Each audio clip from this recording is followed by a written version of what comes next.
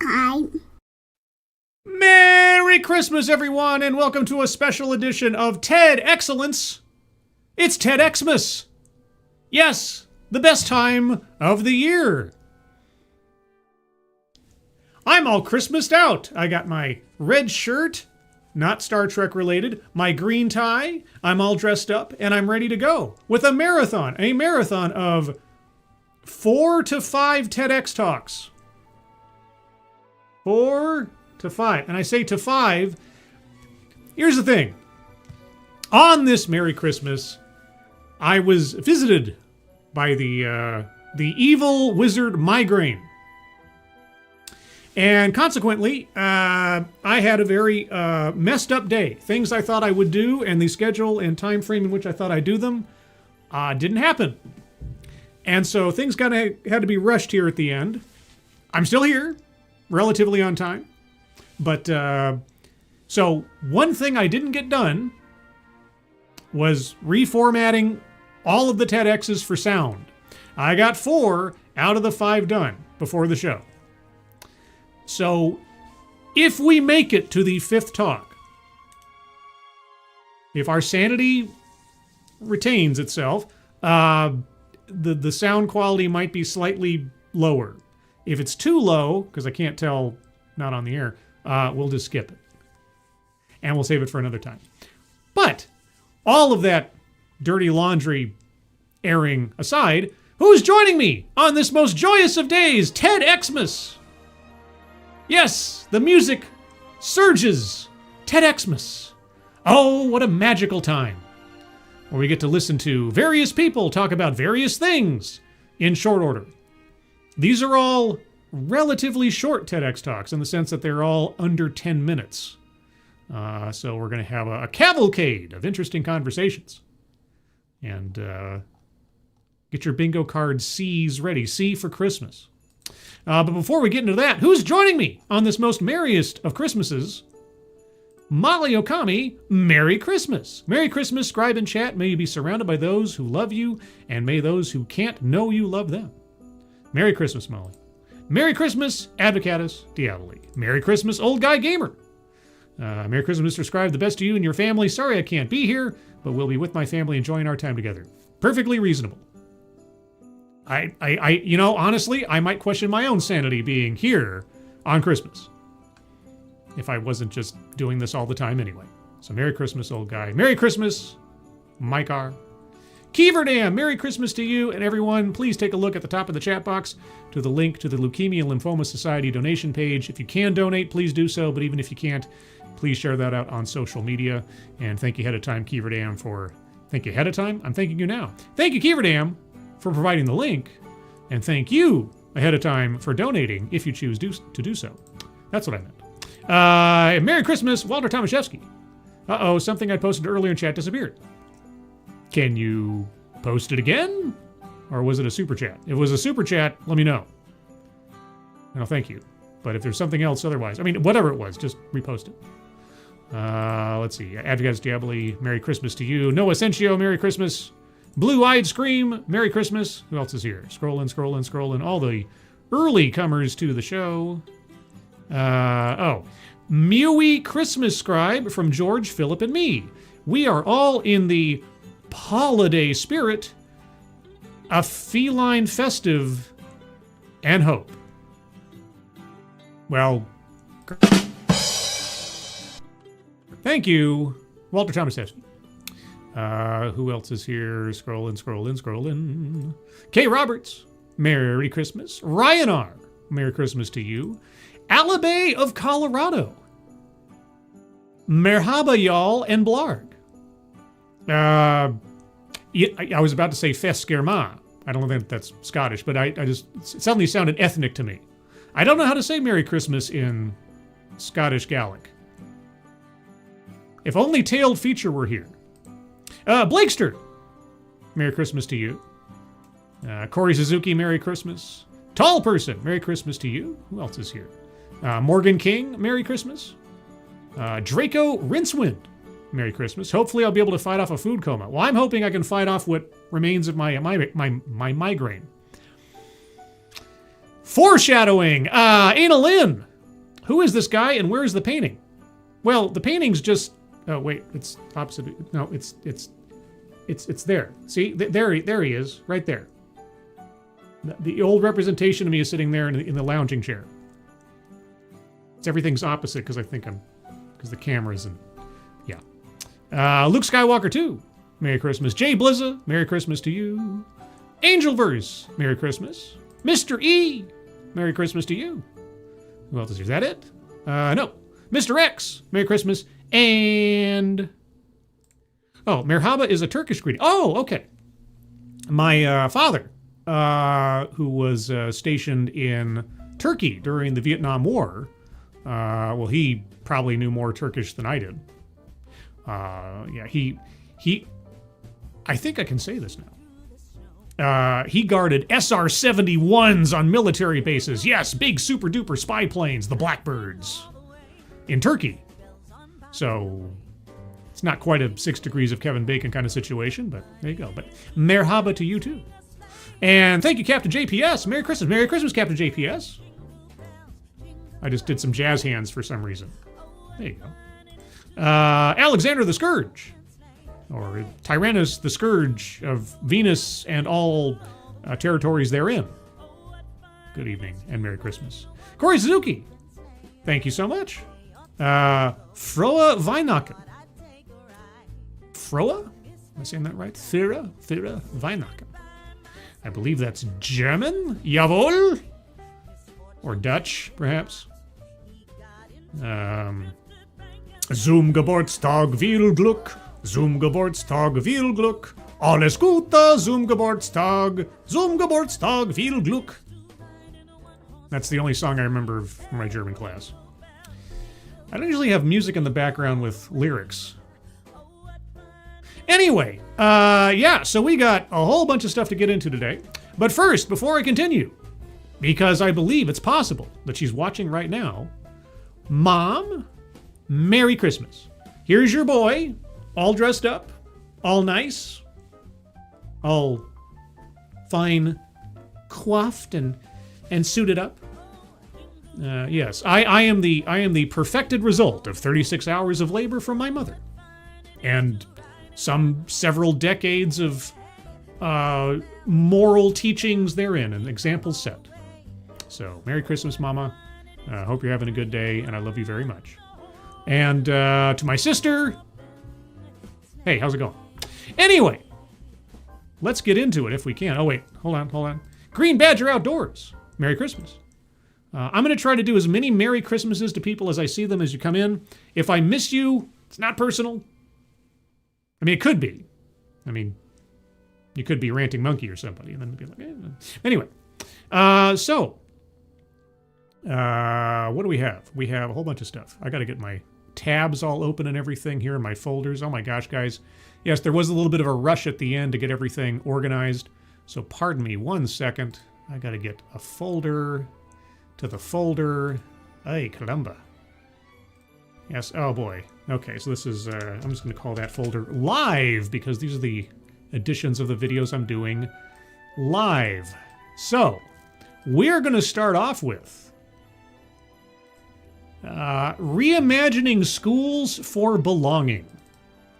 I saw the title of this one and I was like, oh boy.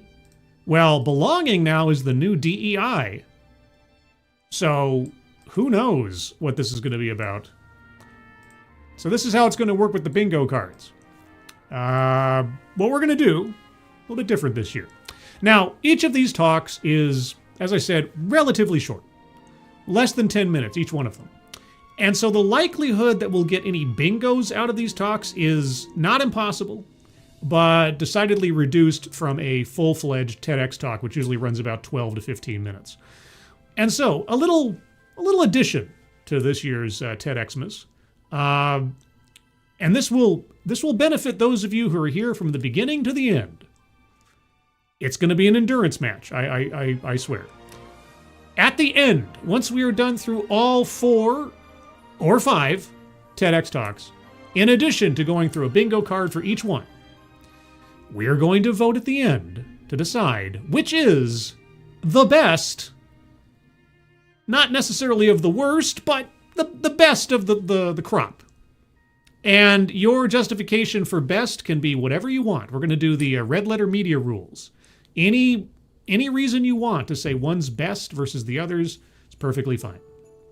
And so I'll have a poll up for that near the end of the stream.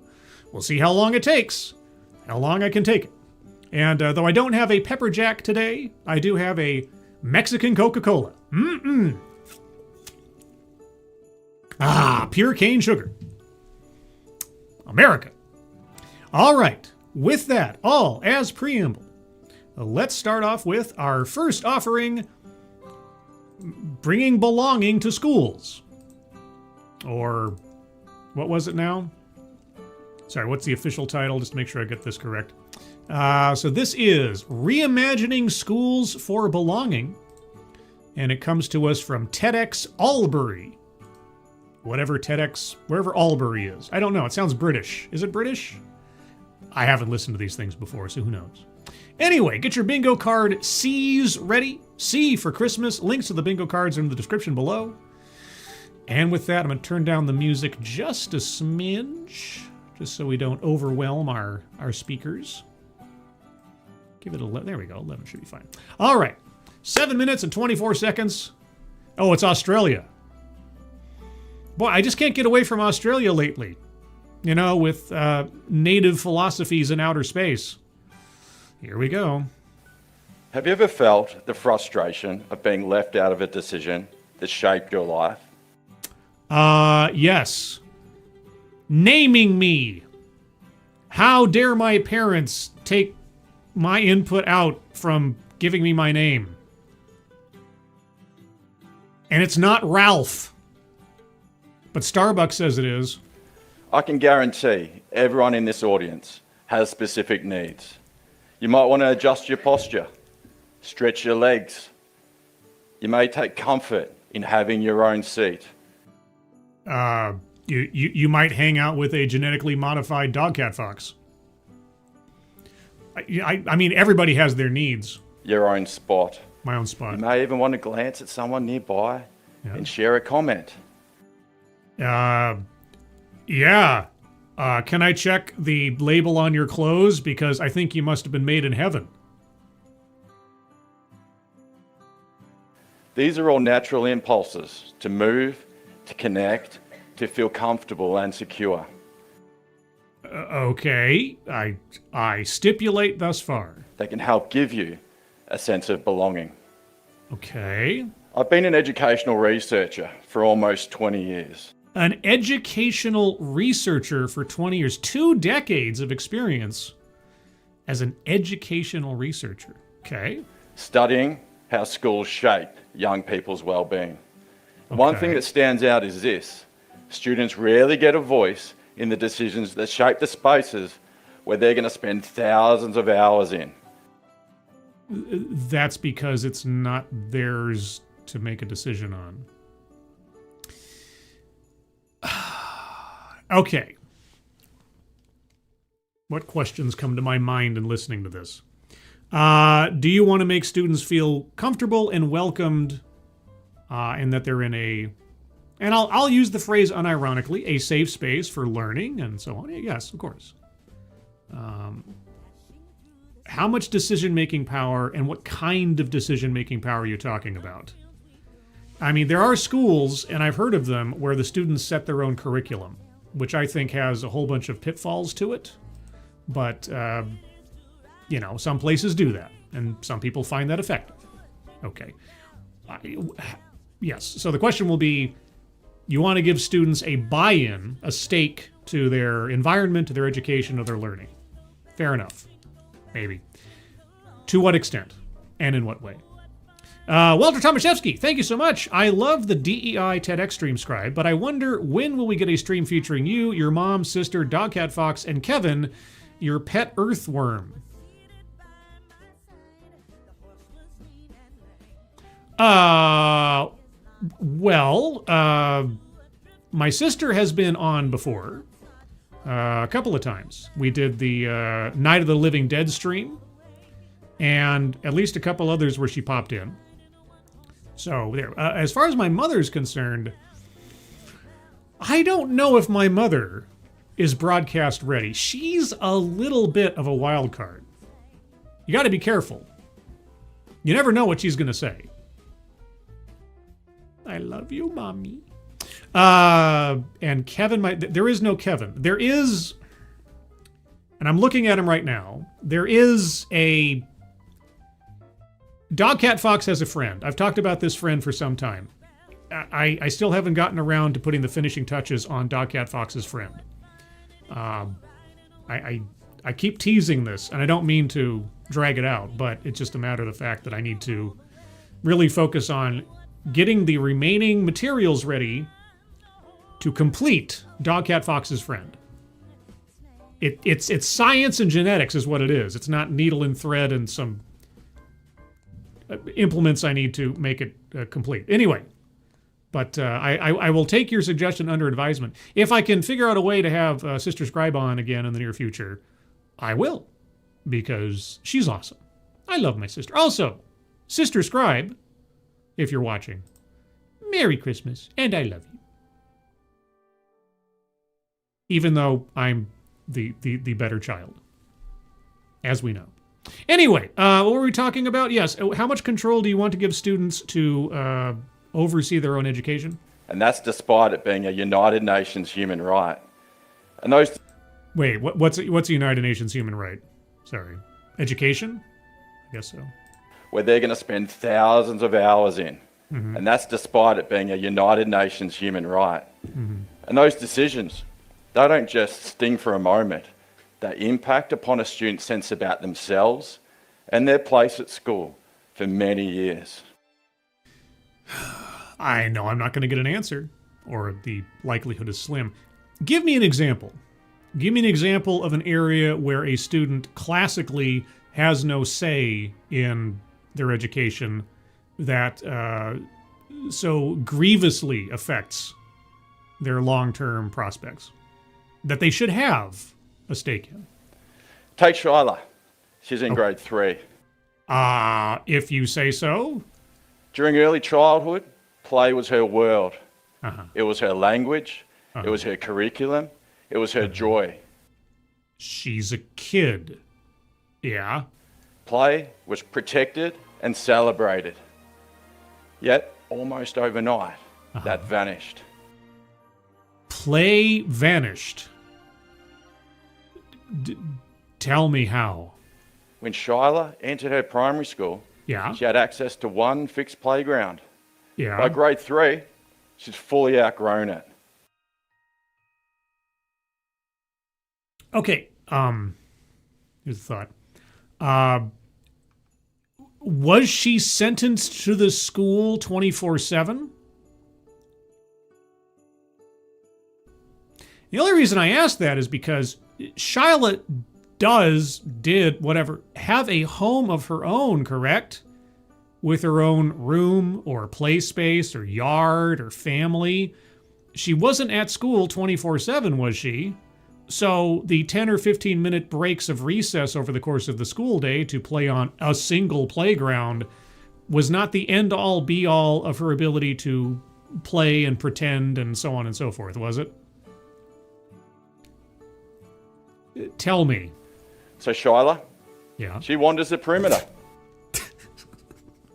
These pictures of this girl, and I don't know if it's a real girl in the sense that these are actually pictures of the person of Shyla, but man, here, I want you to look as dour and sad as you possibly can.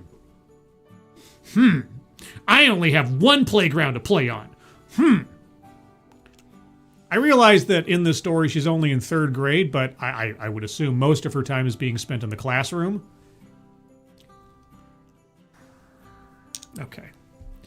Please don't tempt my migraine with more pain. She seeks play that's creative, imaginative, where she can build and explore. Yet her spaces haven't been updated in decades. Her spaces.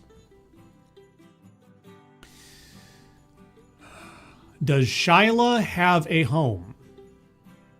Does Shyla have her own room and things? Or is she at a boarding school? No one's consulted Shyla about her needs. her needs for playground design? The students, they can't access the courts. They feel like outsiders peering in. The students can't access the... When you say courts, are you talking about in the legal sense, or are you talking about like basketball court? What? They hear the thud of the ball. Oh, okay. Laughter nearby. They can't access the courts. Maybe because at third grade they're too small and more easily injured? Reminders they may not belong. What? Are you... Frustration builds. Some hide out in the toilets. Others lash out and receive even less play opportunity as a consequence. Wait, why don't they have access to the courts?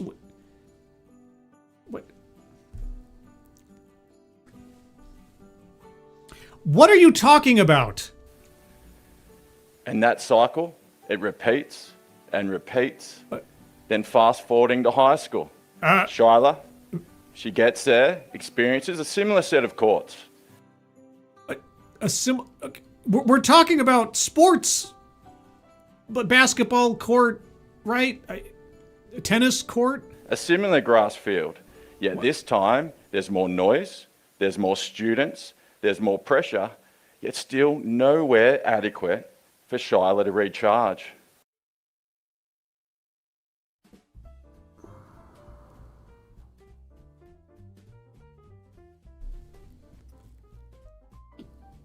Okay. How shall we reconfigure reality and multi-purpose spaces for hundreds of children and students for Shyla? How shall we curate everything for Shyla at the exclusion of anybody else? Because obviously Shyla has to be catered to in her every whim or need in play spaces at a public school where she's just spending a very small portion of her day outside of the classroom. What?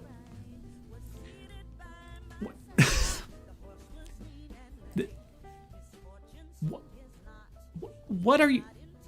What are you even talking about? What the fuck are you talking about? What the fuck is this? What the fuck is this? Right? You know, this might be a TEDXcellence first. I think this is the first time I've ever circled a card with a WTF before I ended up doing a review of just circling the regular squares. But on that note, let's take a look at the bingo card real quick and remind ourselves what we're listening for and see if anything fits thus far. So bingo card C, everybody. C for Christmas. DEI philosophy. Not yet. Word salad. I understand what he's... I know I just circled a WTF because I don't get what he's talking about yet or why we should... Anyway, I don't know if it's word salad quite yet because I understand what he's saying. It's not just, verbal diarrhea. It just doesn't make any logical sense so far. Excuse me. Oh, Mexican Coke. Mind reading assumes motives.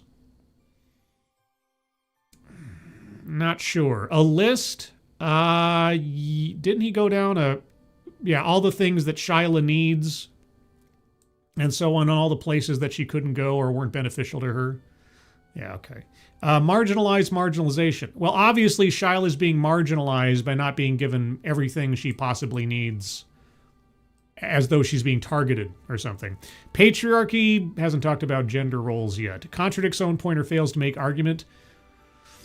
I can see the light at the end of that tunnel, but not yet. Feminism, no. Attempt to coin new buzzword or buzz phrase, not so far. Systemic or institutional? I think I'd be safe in circling it since he's talking about, I'm presuming, public schools and such. Well, yes, because, children classically aren't given any yeah. I will circle that one, systemic or institutional. Anecdote that probably never happened. Well, Shyla sounds like a hypothetical. That's I want something a bit more specific. We'll wait and see. White supremacy, hasn't talked about race. Free space, circling free space because it's free. Childhood or family anecdote. He hasn't talked about himself. And I know this is a hair to split, but childhood or family anecdote requires that the speaker uses an anecdote of their own, from their own life, not some, construct they're using as an example, like, oh, Shyla in 3rd grade. No. If he was talking about him, if he was saying, when I was a young tyke, I didn't have the right play space. I wanted wild kangaroos out in the outback and big man-killer tarantulas. He didn't say that. It'd be hilarious if he did. But unless or until he does say that. Come on, camera, focus. Focus, camera. Camera. Hello, camera. Camera. There you go. Good job, camera. Until he says something like that, not circling it. Leaves out vital context. He's got to describe... he's giving us hypothetical examples. Yeah, he's got to give us some kind of solution for Shyla. And how you would do this on a student-by-student basis. How would you cater to individual students? Like he's suggesting you should. Weightless example or non sequitur. Shyla could become one. Sales pitch for product or service. He hasn't mentioned anything tangible yet. Privilege. There's an implied privilege there by saying there's no access to courts. And if he described why that was, I must have missed it. But I'll wait and see if he says something else. Collectivizes own demographic. Not yet. Self-vilification or wretchedness. No. Economic disparity. Not yet. Benevolent condescension. We'll see. Plays victim. And again, plays victim is kind of a controversial square. It requires the speaker to place themselves in a victim narrative that feels deceptive or manipulative. That's the plays part. If somebody comes out and says, I'm giving this talk because I was at this particular disaster or something and it changed my life, that's not really playing the victim. Deceptive statistics. I don't think he's given us any yet. And lastly, microaggressions or unconscious bias, which again, another qualifier. They have to use those concepts within the totality of their talk. We can't just suspect them of having them themselves. So far, after all of that, on the board, not only do we have a WTF circle around the card, but a list. Marginalized, marginalization, systemic or institutional, and free space are all circled. So, let's continue. Without a safe place to belong, what once felt like boredom now feels like anxiety. What do you mean, without a safe place to belong? Is she going to school in a war zone? What are you talking about? What kind of play space does a student like Shyla require that she's not having access to? Simmering below her surface. By year 8, Shyla's well-being plummets. What? She feels disconnected from school and finds others willing to leave school altogether. This is some weird doomsday scenario. Does Shyla have a home life? Does she have parents? Does she have friends elsewise? Is the playground at her school?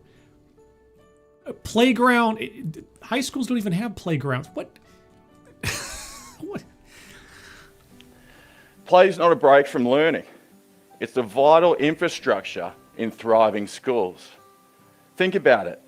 I'm thinking much more about it than I probably should. Businesses, they'll spend millions aligning with adults' needs. And also children's needs.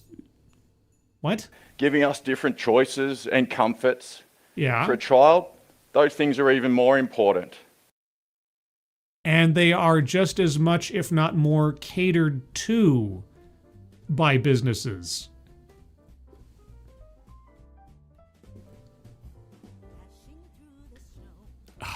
Okay.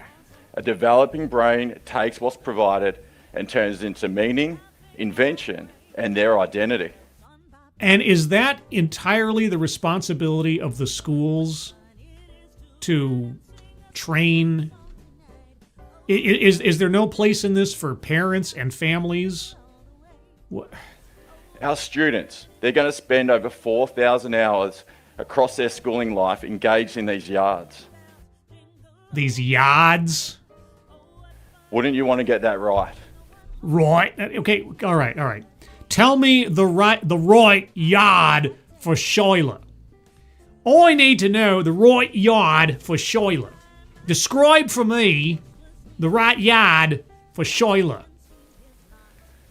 From all the research, from decades of what students want in these spaces, Yeah. 4 things emerge. 4 things? Well, if we didn't already circle a list, I'd be circling a list. They want a place for doing, to test themselves physically. Okay, monkey bars, jungle gym. Done. For growth and challenge. I mean, as much as you can out of it, I suppose. Monkey bars, jungle gym, yes. They want a place for thinking The classroom. that stimulates their curiosity and discovery. The classroom. They want a place for feeling that aligns with their senses through a diverse range of colours and features. And they want a place for being. Okay. A place for being? I don't know. How about the temporal plane? What?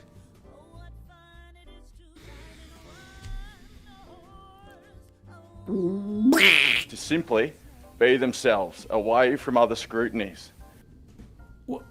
Okay, be themselves? What's stopping them from being themselves?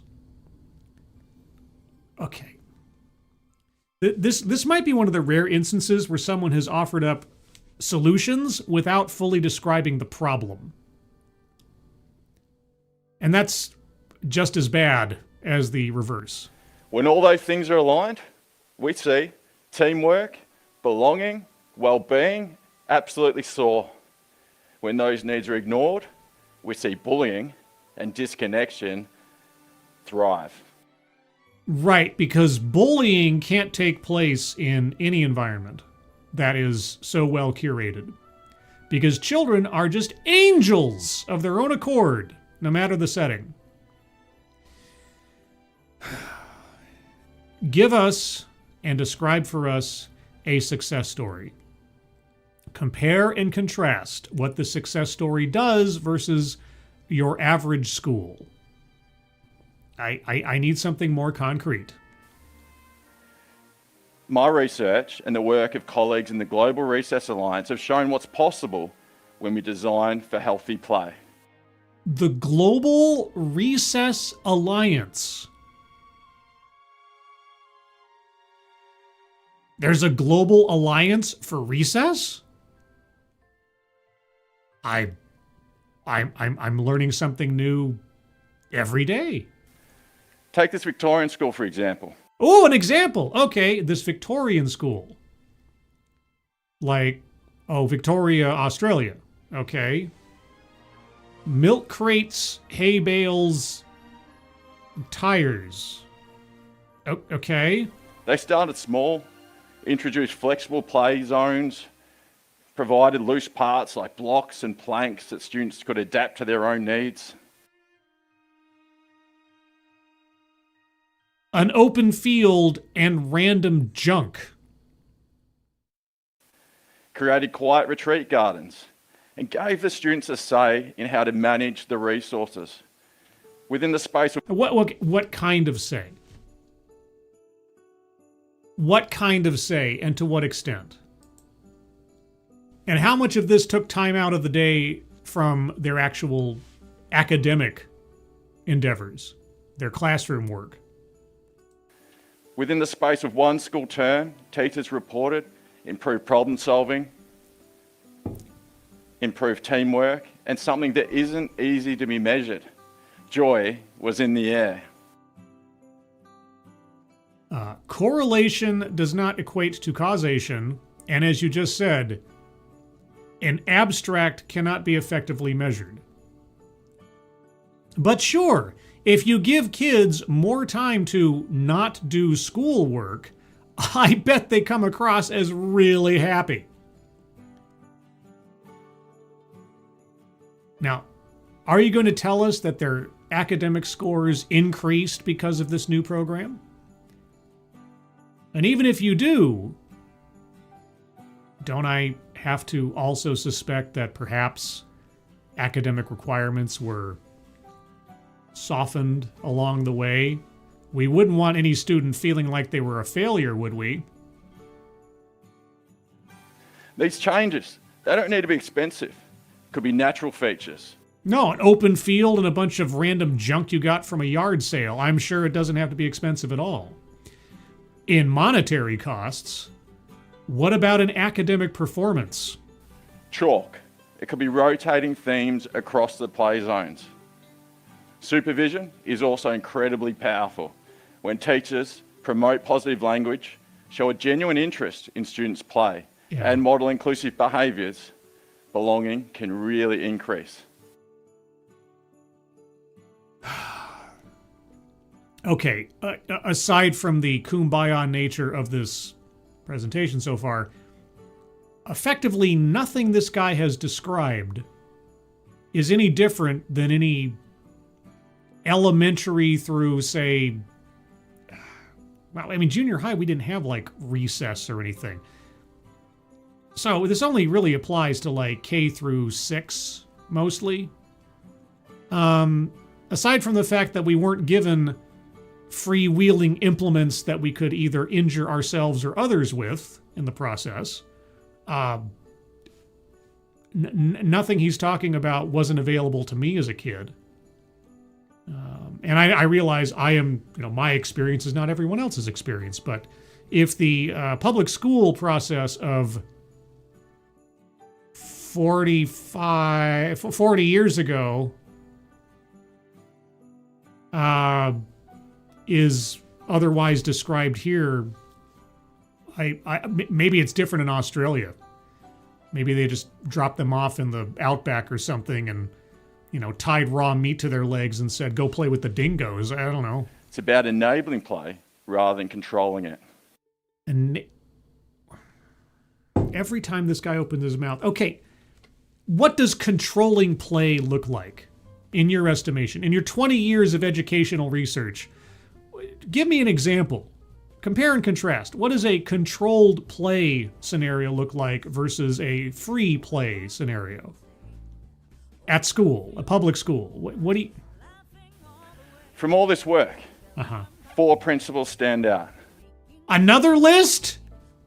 Okay, four on the floor, The first, we must protect the informal curriculum. Protect the informal curriculum. We must treat play and recess as essential. Okay. The second, we must provide spaces for variety and choice. Choice helps with students' ownership, which then fuels their belonging.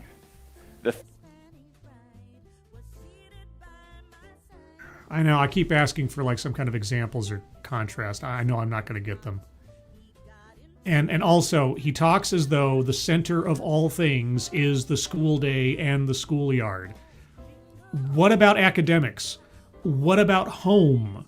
What about parents, family elsewise? Are you talking about are you talking about boarding schools? Are you talking about schools where the kids have nowhere else to go? Third, enabling play rather than controlling it. What do you mean by that?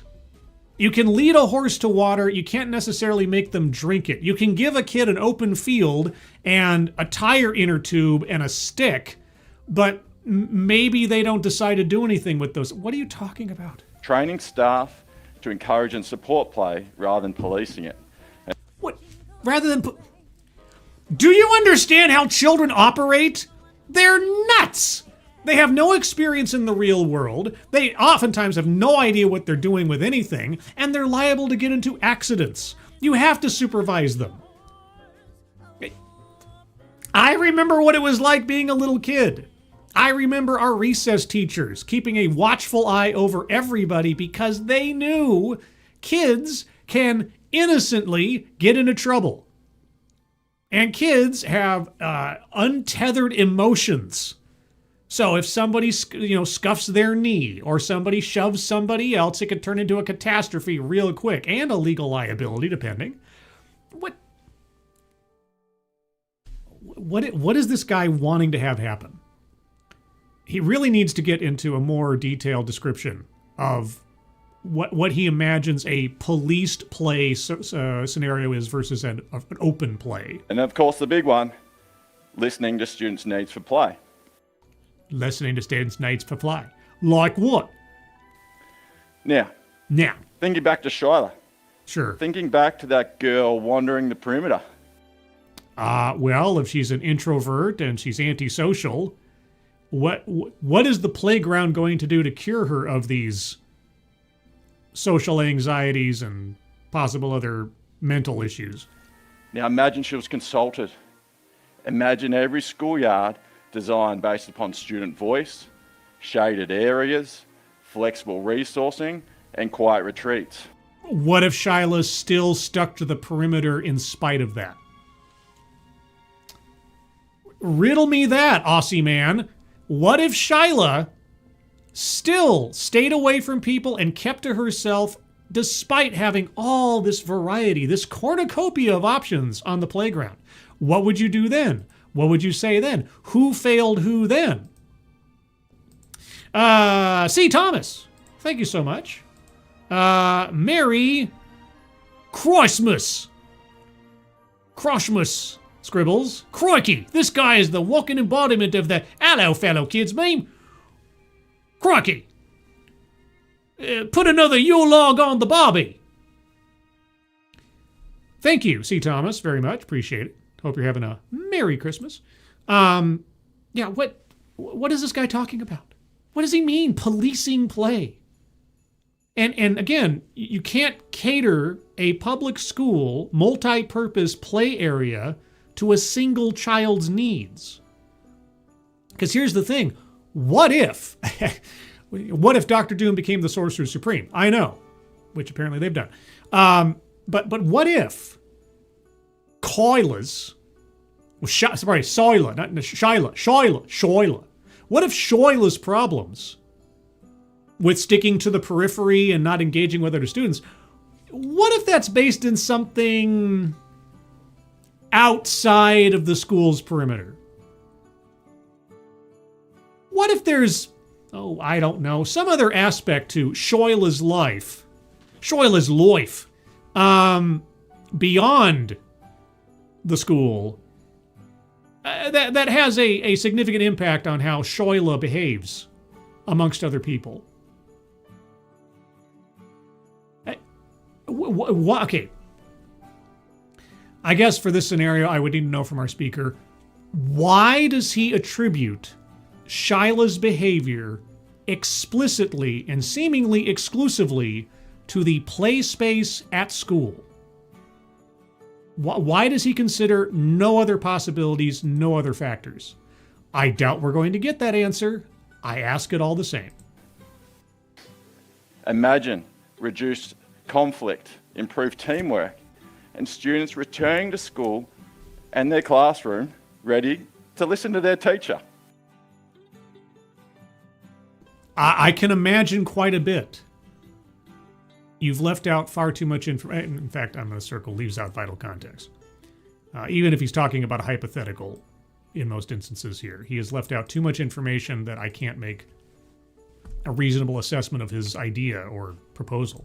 We've all been through school, and we know what it feels like to belong and not to belong in these spaces. It's true. I was picked on, excluded, found friends, and had enemies when I was a child. It's true. I have had these things happen. Now's our chance to do better for Like the what? next generation. How? Imagine the potential of preparing young people for life with strength and health, and above all, a better sense of belonging. With an open field and random junk you pulled off of a yard sale. Okay, and that's all he's offered so far. Except for abstractions, the only example he's offered of what he's talking about is a couple of photographs of kids holding sticks and tires and milk crates in an open field.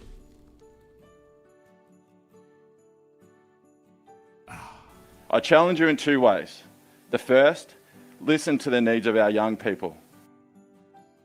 Oh, okay, well, where are the parents? Where are the parents in this equation? The second, provide our young people with space to thrive, belong, and connect. Horse to water. But anyway, this 3 lists in one talk. This is unprecedented. Play is not an afterthought. It's a vital tool to reduce bullying, improve well-being, and build belonging. I don't know. In my experience, the playground was the greatest opportunity for bullying. I don't know about you. I don't know. Maybe you all just lived a charmed life or something, but... So if we want our young people to thrive, we must Thrive. listen to their needs for play. Uh-huh. Okay. Absolutely empty talk in that regard. Okay, let's move on to the bingo card in our marathon of TEDx Talks. All right, so our first topic tonight was belonging in schools, making schools more belonging-ish.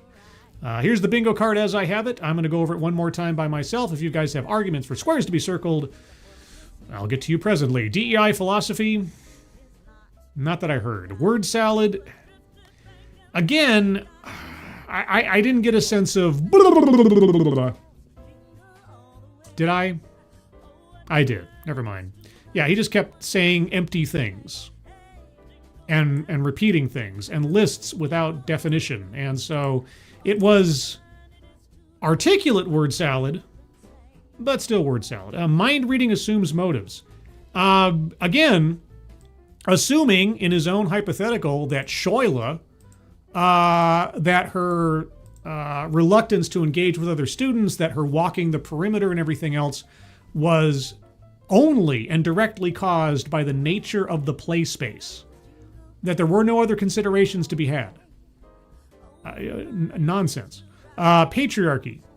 Again, he didn't bring up sort of like gendered politics at all. Contradicts own point, fails to make argument. Boy, howdy. That was pretty weak sauce. Feminism.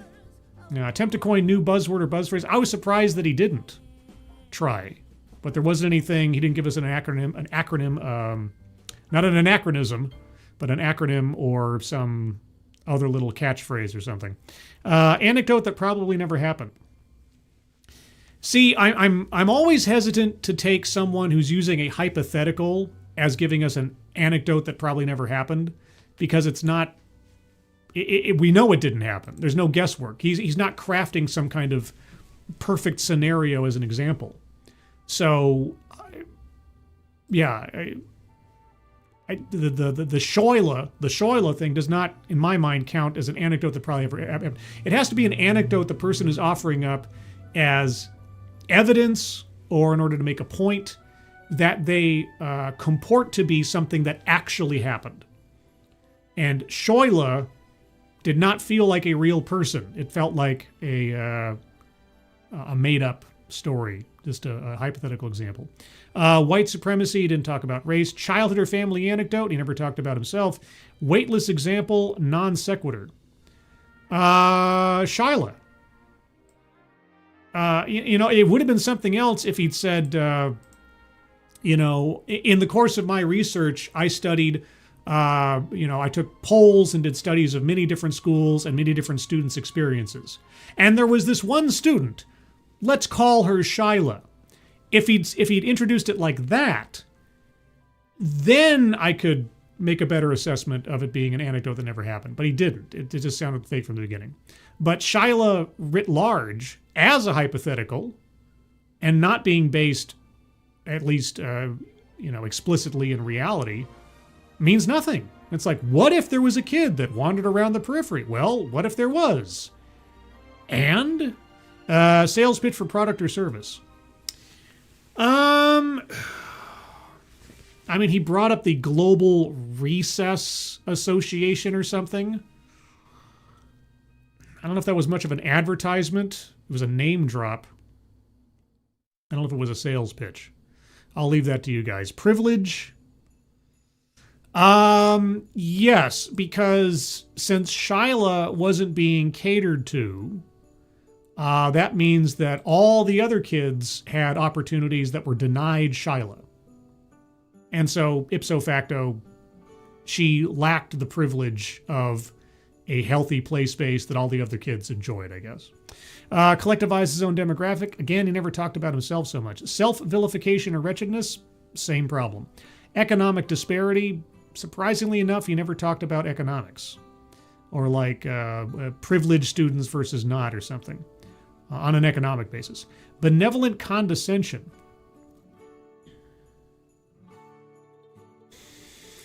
Not sure on that one. Plays victim. Again, never talked about himself. Deceptive statistics. Again, did he ever give us any statistics? Anything specific? He just said like, over 20 years of research or something. So I don't know if there was any. And lastly, microaggressions or unconscious bias.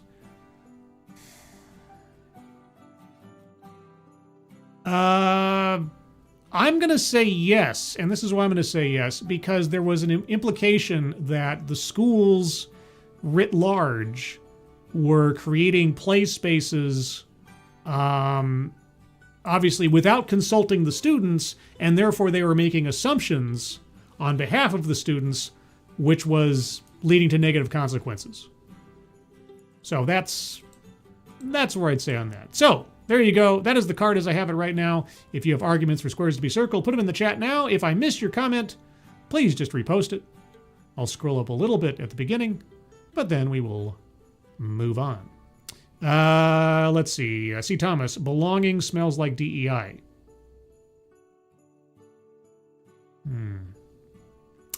He did say belonging. He did say inclusive. See, the only reason I hesitate is because the square is DEI philosophy, right? Putting somebody in a position. Children. Oh, wait a second. Got some schmutz on my glasses.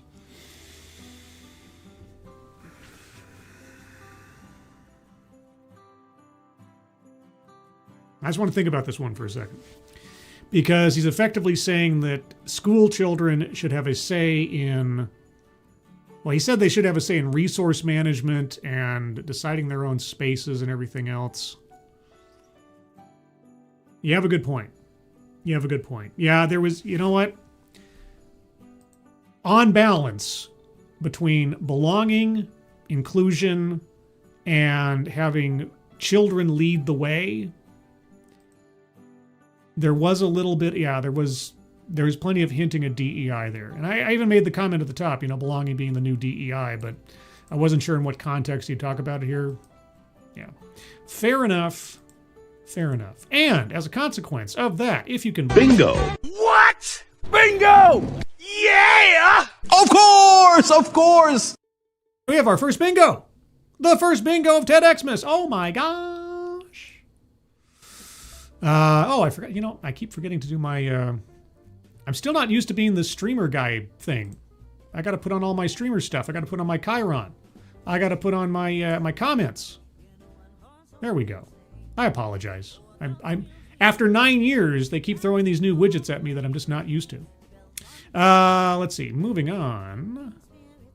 Let's see. Walter Tomaszewski. He's giving children way too much credit regarding the consequences of their actions, especially as children run on emotion and not reason, logic, and common sense. Yeah. You don't want kids to feel like they are, strangers in a strange land when they come to school. At the same time, there is a hierarchy. There is an expectation and a discipline that is there between who's in charge and who isn't. And they're there to learn. Play and making learning fun is and can be part of the equation, but they are not in charge. And you give a mouse a cookie, he's going to want a glass of milk. And when you have a whole bunch of kids from a whole bunch of different backgrounds and a whole bunch of different attitudes and temperaments, you got to find a common through line and you got to enforce it. That's going to prepare them for the future, all right? self-control. I mean, school is really getting children ready for the workforce in some way, shape, or form, and understanding what the hierarchy is and using their inside voices and their self-control and their manners and interactions with other people in a semi-professional environment. Yeah, it's not just about playgrounds. K. Roberts, self-vilification. Clearly introverted children are the problem he personally is championing. How is that self-vilification? I mean, we can speculate all day as to his personal psychology or past experiences, but I'd need something from the talk where he was self-referential in, deprecating himself in some way, shape, or form. So that's what I need for that one. Let's see. Children think like women, good to know. How do you write women so well? I think of a man, and I take away reason and accountability. Classic line. Classic line. C. Thomas, so evil?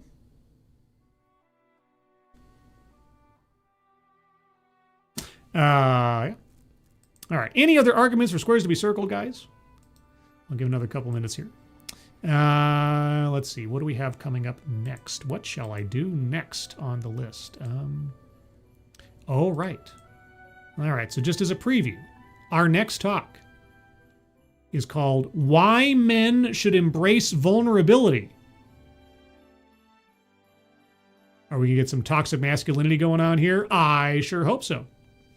Oh, and by the way, not by any kind of design or anything, but TEDXmas this year is a complete sausage fest. Every speaker is... I take that back. It is not. It is not. You'll find out why on talk number 3 or 4. I forgot about that. Forget I said anything. I made assumptions and I thought, well, wait a second. No, that's not the case. Let's see. C. Thomas is laughing at me. Possibly. Damn, that is a bad plan. They're gooding to kill you. Gooding? I don't know. Is that Sun Tzu logic? Which part? I say a lot of things. It's possible. And if it is, I'll take credit for that. Sure. All right. Let me queue up the next one. So that's bingo card number 1, guys. I'm going to be using the same bingo card. It's going to look like a mess real quick, but I'm going to change the colors for each talk. So talk number 1 got us a bingo and several random squares. For talk number 2, I shall move to the color blue. Make it poetic, because why not? Let's see. And... C. Thomas, some of the men who do these TED Talks are basically reskinned women. Well, I don't know that I'd say that so much, as oftentimes they come across as men who have been beaten down by the idea that they are inherently wretched creatures and constantly have to apologize for themselves and make propitiations for their inherent sin of testosterone. That's basically it. I don't know that I'd say that they're reskinned women as they are just sad men. Typo read out on stream. Hey, what is it? What have I said for years? What's my catch line other than got it? I read it as it is written, warts and all, and I stumble over my own words sometimes, as is often the case. Anyway, all right, we're going to put that one aside. I've changed the color on the bingo card. We're going to move on now to talk number 2. And talk number 2, again, is called Why Men Should Embrace Vulnerability. So, as an individual who is a man, I swears, I'm going to learn now how to embrace vulnerability. I have no idea how to be vulnerable. I have no idea how to... open myself up to someone. Let's just move on from that, shall we? So now we want to go on to men embrace There we go. All right, now this one is, I think it is, the shortest of the TEDx talks at 4 minutes and 24 seconds. Can we even get a square circle? Uh-oh. My camera's freezing. Why is my camera freezing? Uh-oh.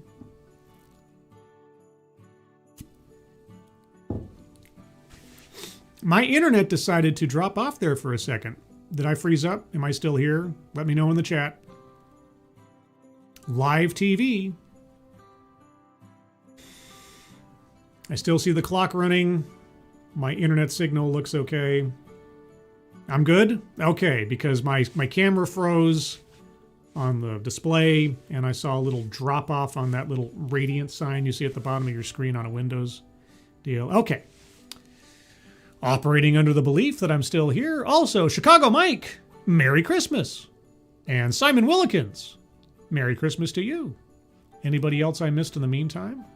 I think it's possible. Random American, did I say Merry Christmas? Merry Christmas. I might have forgotten to do that. Okay, so time for men to embrace vulnerability from Coach Keith at WKRP in Cincinnati.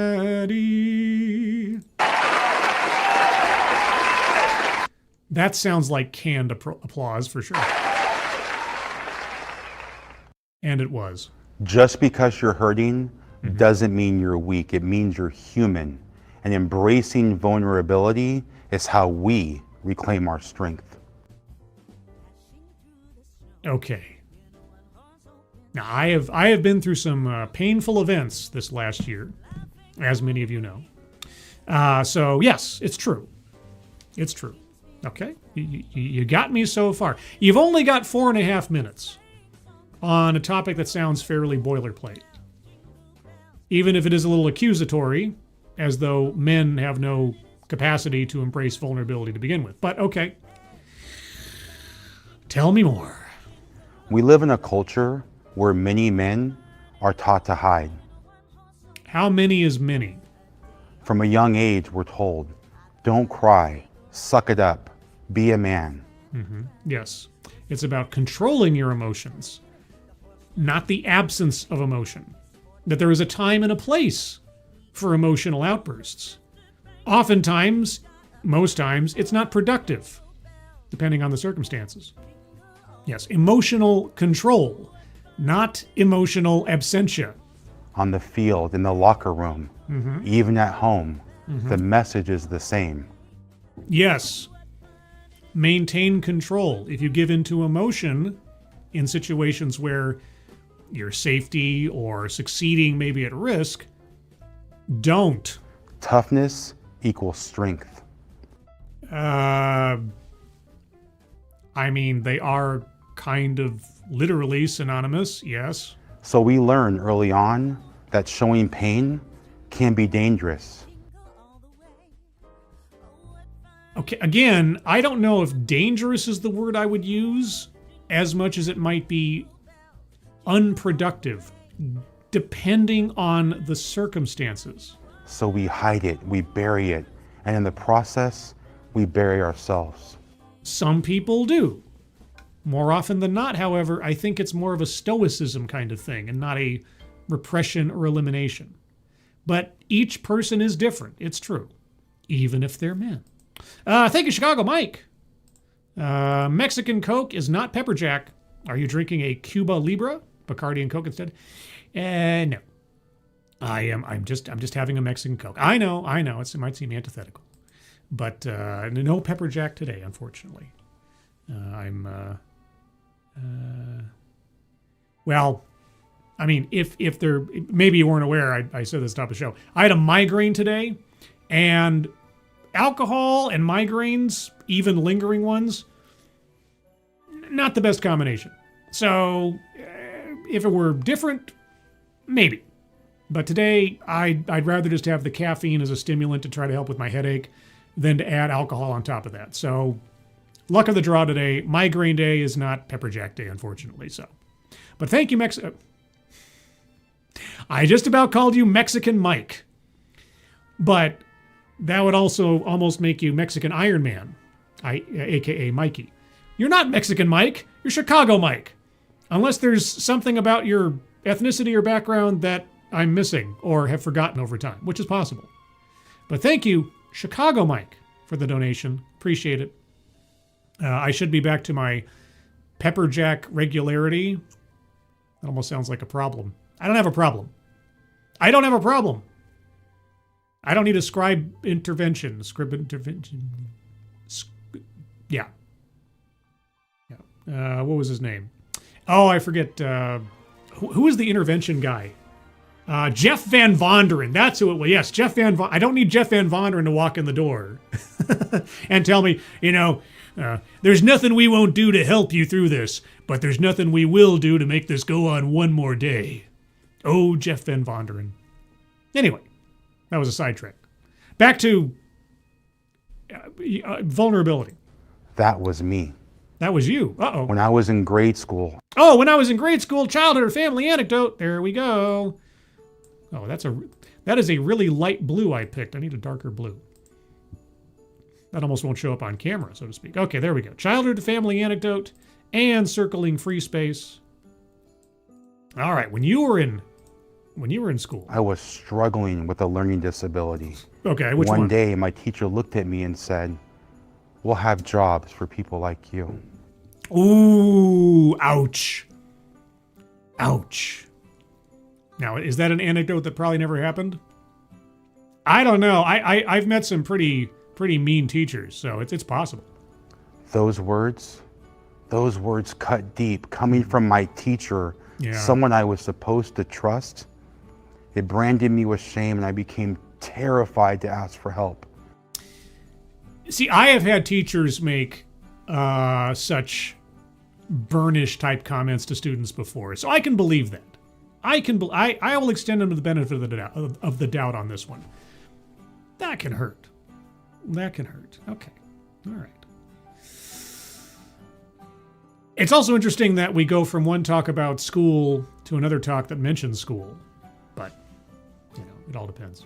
Oh, Chicago Mike, not Mexican Mike. Chicago Mike, thank you again. Chicago Mike, who happens to be Cuban, not Mexican. Oh! I forgot. I think you've told me this before. You've told me this before. You've mentioned this. But, okay. Well, I mean, they're both Latino, right? It's kind of the same. No, I'm just kidding. I'm just kidding. Thank you, Chicago Mike. So, okay. Then why not Cuban Mike? They call me Cuban Pete because I love that rumba beat. You know that? No Cuban Mike. You were once from Chicago. You're no longer in Chicago, but you came from Chicago, correct? I'm trying to remember my Chicago Mike lore right now. I love it that people in my audience have their own set of lore, that little twinges of it are still in the back of my mind. I know little bits about everybody's lives in some way, shape, or form, or at least the lives they present to me. Bridget hitting people with sticks. Or, I'd have to have somebody's name thrown out at me, and I could probably come up with some little piece of trivia. Because that's what my brain does. It retains a whole bunch of, no offense, actionable in the moment, but otherwise useless trivia about a whole bunch of other things. So, anyway. Terrified people would think I was stupid. Terrified? So I made a decision that day. Oh, you were terrified. I would never show weakness. So you made an independent choice. Okay. On the football field, I hid my pain. That can be the sign of a good leader, depending, unless you were like physically injured and then you were putting not only yourself but the team at risk. I don't know what you mean. See, Thomas, thank you again. Back in school, I'm going to assume teacher's in there somewhere. My teacher demanded I turn in my essay once, but I'm not a snitch.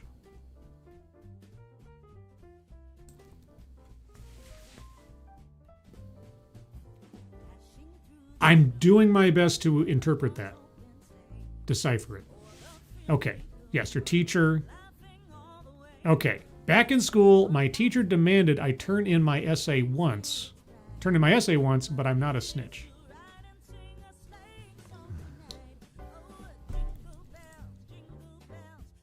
Okay, it took a second. I'm blaming the migraine. I'm blaming the migraine. That's what it is. Thank you, C. Thomas. Oi, Columba. Oi, Columba! Yo, I got it. I got it. Catchphrase, got it. You know, usually goes here. Got it. You know. Okay. Sorry, our speaker was talking about being a sad boy. On the football field, Right. I hid my pain. Right. In my marriages, I hid my feelings. Marriages plural? Okay. Again, this is not a inherent masculine problem. This is a you problem. In your marriages, your pain, no one is making you do any of this. What I didn't often express came out sideways, sometimes as anger, sometimes as silence. Okay, and I can understand your guilt or shame that is born of your own choices and your own self-control issues. That I have some experience with having some uncontrollable reactions to things, and then afterwards feeling bad about how I behaved or how I felt about it or anything else. So I get that. But that is not a man problem. That is not a masculinity problem. That's something you need to work on for yourself and not project onto others to make yourself feel not so alone, which I know is a great driver for what people do, to not feel alone, to feel like you're the victim of some larger conspiracy. Then you don't have to take responsibility as much for your own actions. Please don't tell me that's the path you're going down. Men, can you relate? It's not. People can relate to all of that. These same things, I know, it's crazy. These same things happen to women too. I don't know if you know this. I hid myself so well that one day I didn't even know who I was anymore. You had amnesia? And in that moment, life felt like an option. That's a very poetic way of saying something much more dire. I think YouTube would approve, because they hate using the S word out loud. But here's the truth. I didn't want to die. I wanted that version of me to die. Okay, well, honestly, recognizing there's some aspect about you that you don't like, or some behavior that you're displaying that you don't appreciate, or you only realize in the aftermath was negative or destructive or didn't make you feel good, that's the first step towards making efforts to make changes.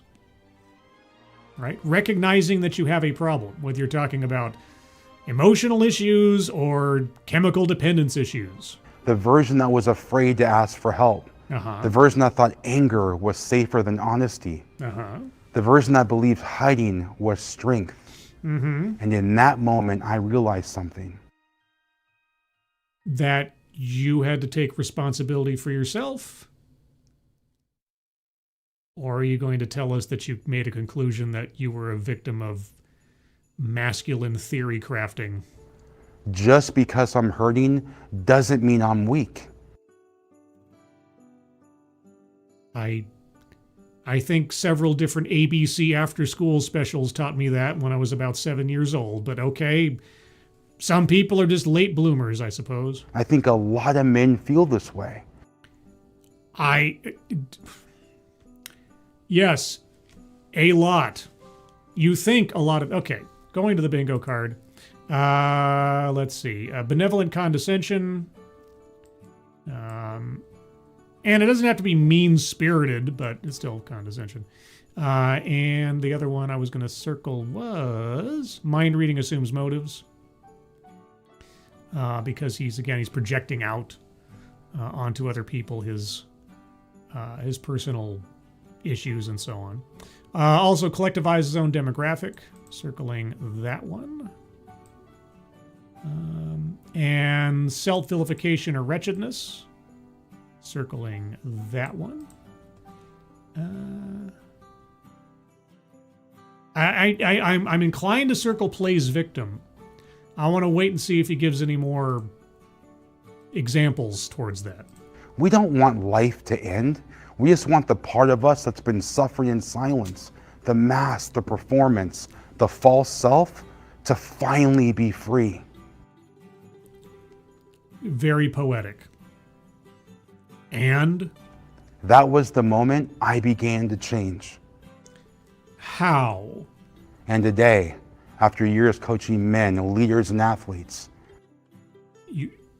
Okay, sales pitch for product or service. It's mild, but it is. It's like, by the way, I'm a coach for men. Circling sales pitch for product or service, okay? I can tell you this. Tell me what? Vulnerability doesn't strip us of our power. What a revelation. Vulnerability is power. It can be. It sounds a little overtly manipulative when you put it that way, but sure, it can be. So men, How about people?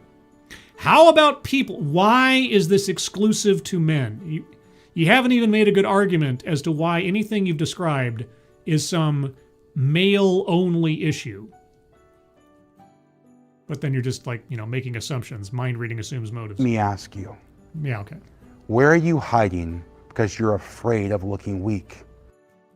Where am I hiding because I'm afraid of looking weak? Apparently on YouTube. Is it your marriage? No. At work? No. What are you not saying?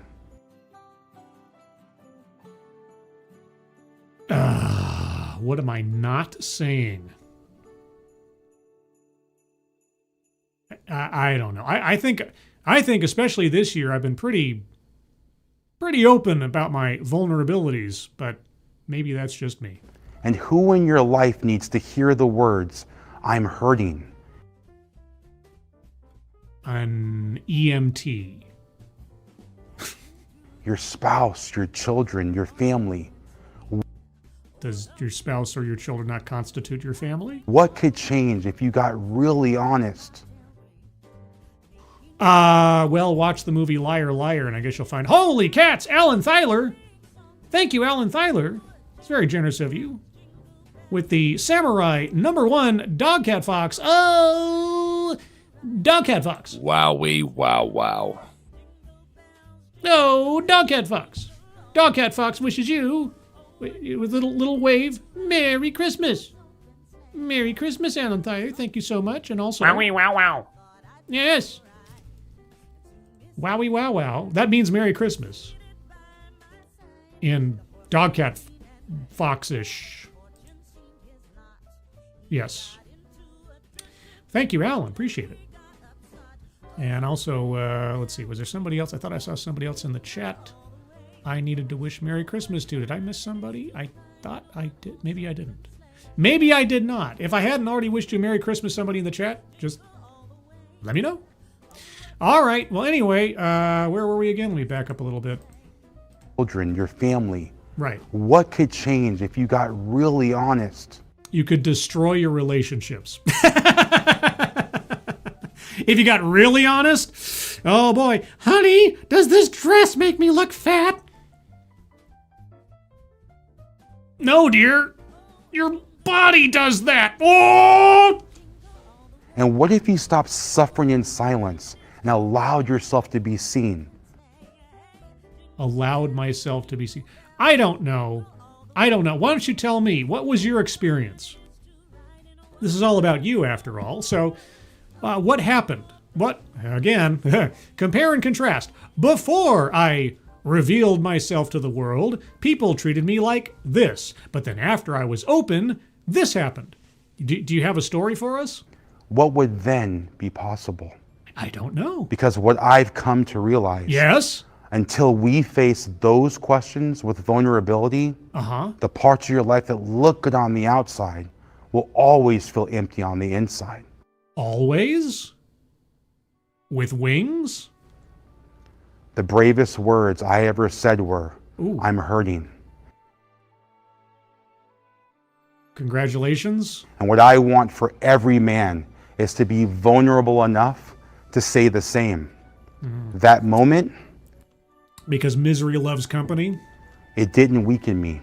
Oh. It gave me back my life. How?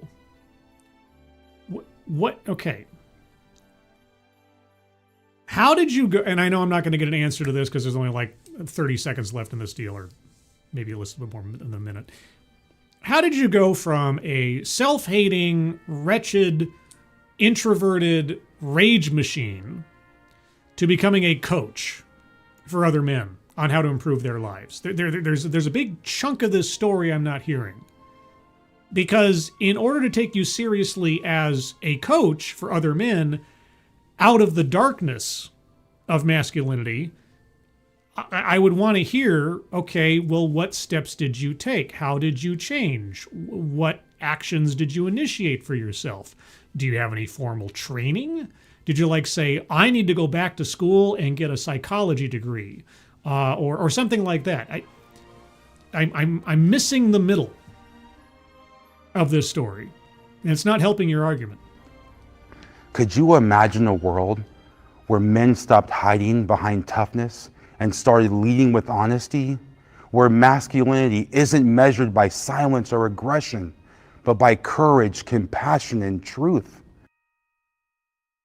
I can imagine quite a bit, but then I also understand that we're talking about human beings here, and you're talking about a utopia. So sure, I could imagine it, but here's the thing. How about, and I know this is a rough thing, and it seems like you're doing it, conceivably, how about you simply be the change you want to see? If you are a role model of a kind, then that's good enough, isn't it? That's not weakness. That's power. Deception can also be power. Keeping your cards close to the chest can be power. It all depends on the circumstances. That's not the end of masculinity. That's the rebirth of it. Stoicism is part of masculinity.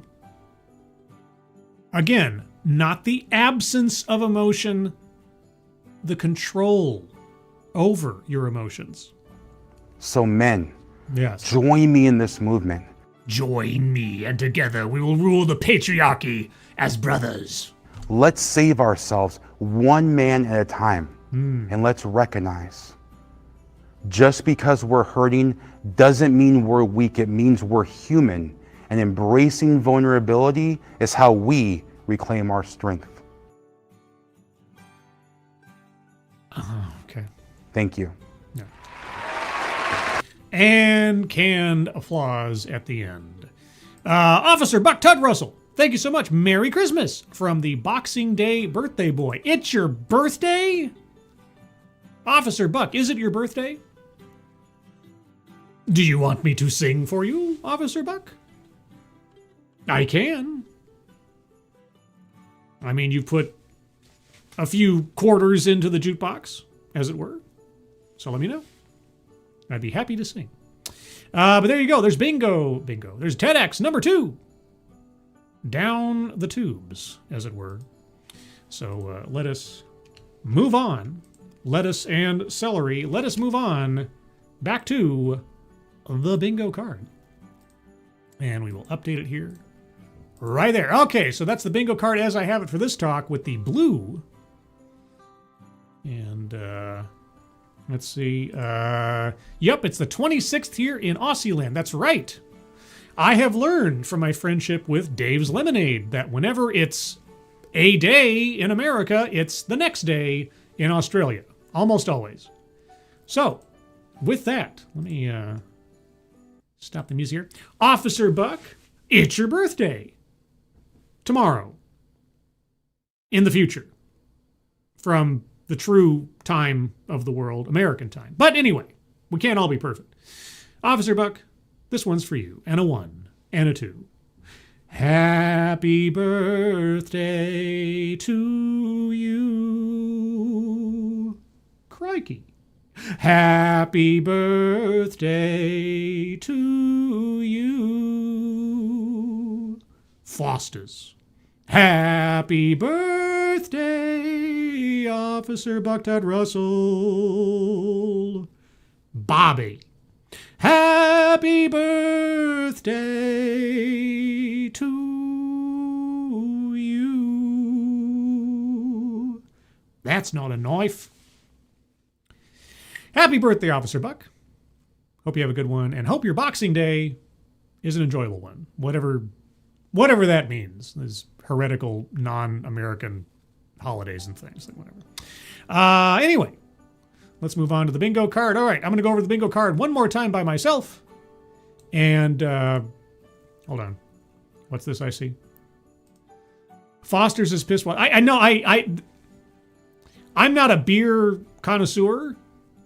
That is all I've ever heard about Foster's, even from people who do drink beer. So I understand. Twas a joke.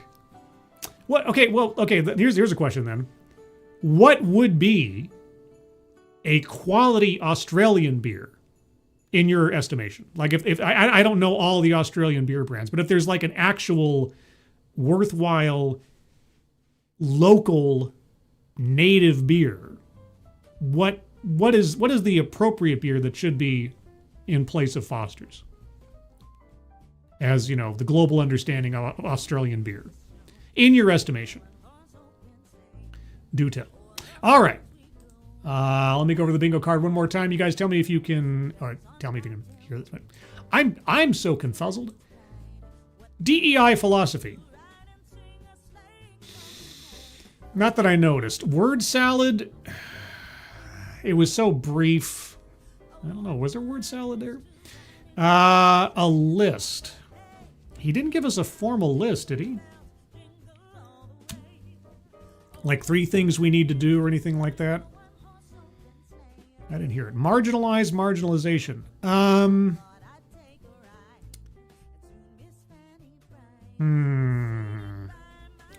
Yes. Well... Okay, well, even if I believe the anecdote about his teacher saying something mean to him, the story does express a sense of him being marginalized for his learning disability and so on. So, I think that works. Patriarchy. Yeah, there's an implication of obviously a male-dominated perspective on how men should operate, and that you have to fight back against this on the football field and elsewise. Contradicts own point, fails to make argument. Here's the reason why I'm hesitating, is because absent the nonsensical assignment of all of this simply to being a man, what he said isn't wrong per se, that vulnerability does not necessarily equal weakness and so on. So the message was kind of basic, but it failed to make argument. Contradicts own point. See, I don't know. I don't know if it fits there. Feminism. Okay, well, you know, the argument then can be made that what he was advocating for was a sort of feministic perspective on men, and how men are inherently bad and they don't have any emotion. Yeah, okay. Yeah, fair enough. I had to think about it for a second. Yeah, basically he's spouting off feminist ideology on how men operate. Attempt to coin new buzzword or buzz phrase. I didn't hear one. Systemic or institutional? Yes, because the negative male behaviors are in a society, as he said, so they're part of the system. They're part of our expectations. I have to keep track here. It's hard to distinguish between the blue and the green to see if we have any bingos yet. We don't. Anecdote that probably never happened. I can believe that this guy suffered as a child. I can believe that this guy suffered with emotional issues, and so on. I can believe that his teacher said something nasty to him and that stuck. It might be a sour point for a long time. I can believe these things. I didn't hear anything that sounded too perfect. But if you have an example elsewise, let me know. White supremacy, you never brought up race. Leaves out vital context. Yes, you need to give us a scenario in comparison. What were you like before? How did you become a coach? What qualifies you to be a coach for men? You must have taken some other action than just one day waking up and saying, golly gee whiz, I really hate the way I behave. I'm going to tell men that. Weightless example or non sequitur?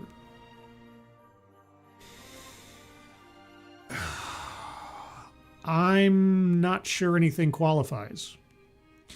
Privilege? Not that I can, not clearly. Economic disparity? I guess the closest you could come is when the teacher said, we'll have jobs for people like you or something. But I don't know if that technically qualifies. It wasn't really an economic disparity thing so much as just an insult. No, it was. The teacher was making sort of a class worthiness kind of argument there. Okay, it's on the edge, but I'll accept it. Plays victim. Boy, howdy. Boy, howdy. Deceptive statistics. Well, he never gave any explicit statistics with percentiles or things, but he kept saying like many men and lots of men and so on without any other qualification. So yeah, it just passes the sniff test on that one. The snuff test. Yeah. That's a whole other thing. A snuff test is something else. And lastly, microaggressions or unconscious bias.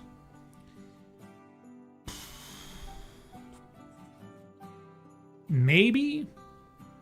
I'm going to leave that to you guys because that square would equate to a double bingo. So that's up to you to convince me. That is the card as I have it on our second bingo. If you have arguments for squares to be circled, put them in the chat now. And here we go. Let's see. Shiro Amada, Merry Christmas.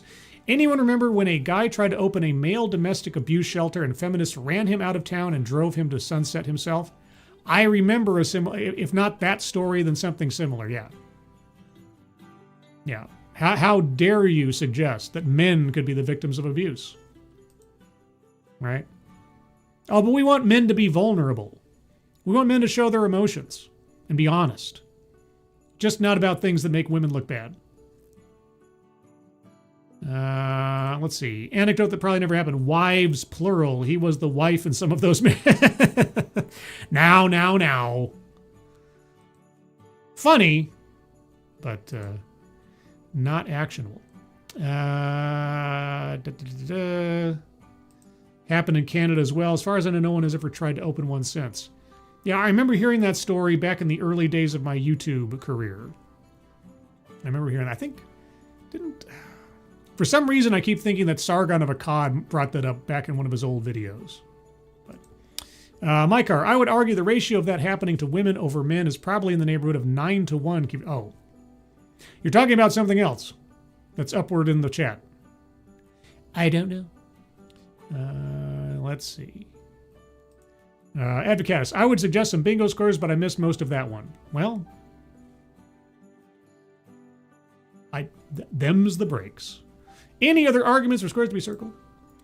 Show me an example because I have plenty the other way around. You guys are having a conversation outside the scope of this bingo card. I approve. I love the fact that you guys, discuss different things. What's going on here? Earl Silver is the man who tried and died to open up a mail shop. Aha. Okay.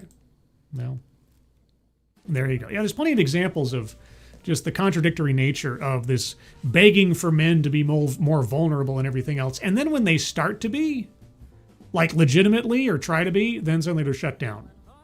Right? Or it doesn't reward them the way that they seemingly were promised that it would.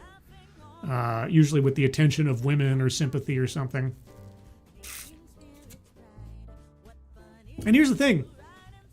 Men who are or have been broken down and drawn into this philosophy that they have to feel bad about themselves, that they have to question every emotional decision that they make or reaction that they have. Come on, camera. You can do it. Come on. Focus. Okay. I do feel bad for them.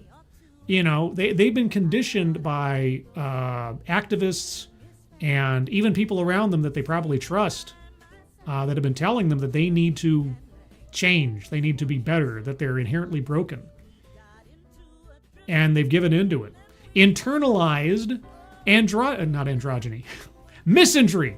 That's the word I was looking for, not internalized androgyny. What does that look like? No, internalized misandry. No. And it's a sad thing to see. And I wish, and I hope with the relative demise of Me Too and Time's Up and all that stuff, and how, you know, shaming men for simply being men is becoming gradually less fashionable again, that we will see this turn around, because it's been really sad to watch over the last several years. Inland, every time you say that men have a problem, they are argued that women have it worse or treat them poorly. Even saying that gets a lot of pushback, just like Keeverdam is doing. Oh. I don't know what's going on with that. Okay. I not having reviewed everything in the chat, we're being civil, yes? Please? Everybody's being civil? I know it's a touchy topic for some people. I don't want to get into a fight here. Okay. As long as everybody's being civil, it's fine. But, you know, no calling out. You don't have to name call or anything. It's fine. It's fine. I hope so. Yeah, me too. David Bowie. What? David Bowie what? Anyway. Okay. Well then, if there are no other arguments for squares to be circled, we came this close to a couple of bingos on that one, but it was only like 4 minutes and 24 seconds long. So I'm actually kind of surprised we have many squares circled as we do. But now I'm going to move on to color number 3. It will be orange, just to make the bingo card even more ugly. The next talk. Let's see, we did that one. All right. Now I'm going to do this one. Let me stop sharing that screen there. And now we're going to move on. Oh boy, guys. Get ready for this one. Y'all ready for this? The title of this one. Just wait for it. What I learned about gender norms from public restrooms. What I learned about gender norms from public restrooms.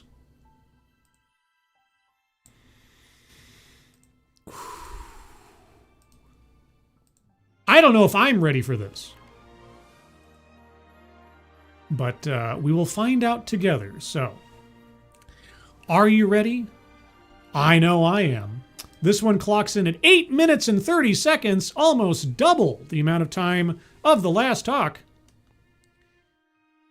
Here we go. Picture this. Picture this. Okay. 2 years ago, on a beautiful sunny Sunday in Florida. Beautiful sunny Sunday in Florida, yes. I am attending my first ever NFL football game. Okay. You know, I don't think I've ever... Wait, did I? I've never attended an NFL football game. I've attended at least one Major League Baseball game and an untold number of hockey games. I've never been to an NFL game. Okay. As the stadium is buzzing with thousands of people, I have an issue. You need to go to the bathroom? I have to pee. Hey! Well, is that a psychic moment? given the title, the implication, and says, I'm still going to take the victory.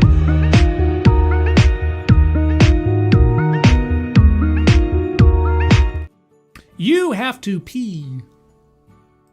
Okay.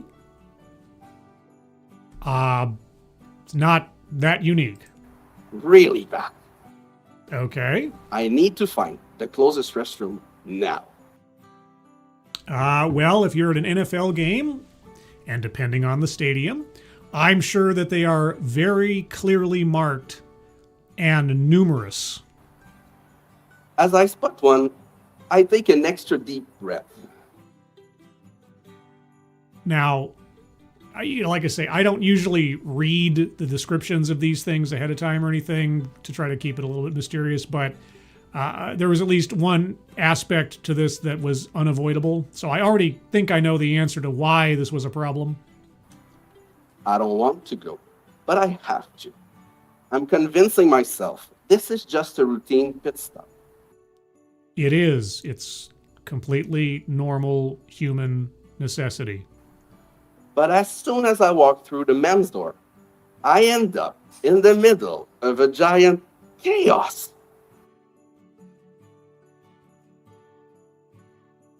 Tell me why. Just a sea of men moving in all directions. If you can believe it, in a men's room, at an NFL game, in what I assume is a relatively large sports stadium, there were men everywhere. Everybody looks in a hurry to accomplish their mission.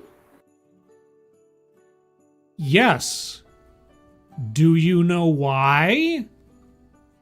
'Cause the game is on. It's loud, it's fast, and the smell. Have you never been inside of a public restroom before? I'm completely overwhelmed.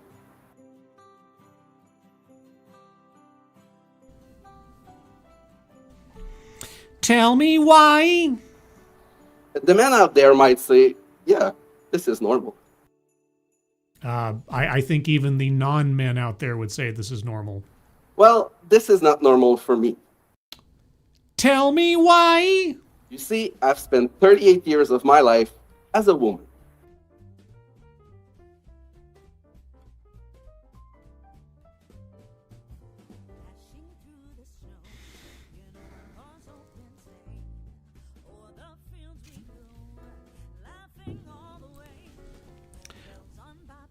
I would argue you've spent your entire life up to and including this talk as a woman. This is my first time on the men's side. This isn't your first time. I already knew my transition journey would involve many adjustments, like battling even more often with Alexa as my voice deepened.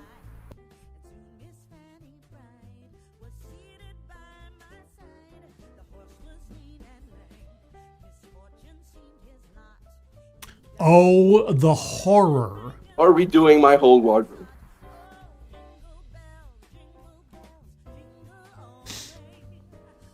Uh-huh. Yeah, because t-shirt and jeans is really tough. But obviously, one of the major milestones would be switching restrooms. If you say so. Because for years, I used the women's restroom system, where no matter the circumstances, there's always a calm, patient, structured line, and the only option is to go to the next available stall. Straightforward circulation pattern. You know why that is? Also,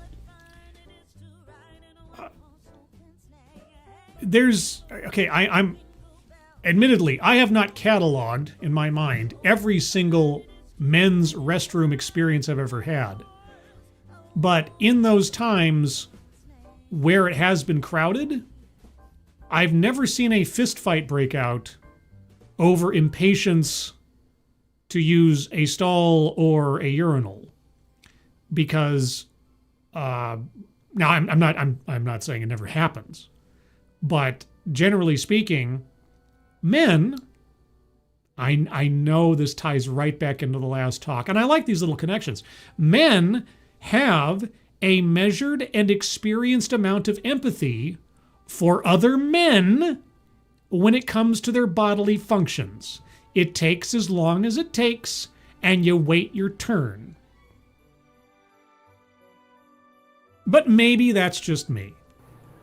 So today in that football stadium, I feel completely lost. That's a you problem. I cannot figure out how to navigate this mayhem. What?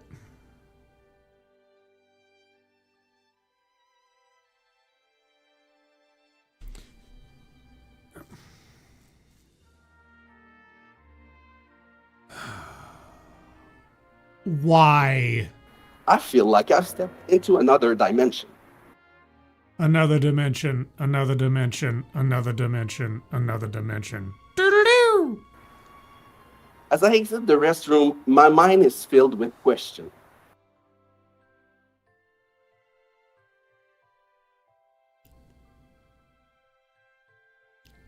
Maybe I made a mistake.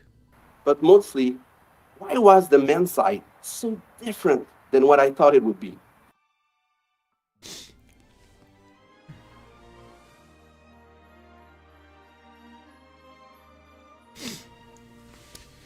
Why did you transition?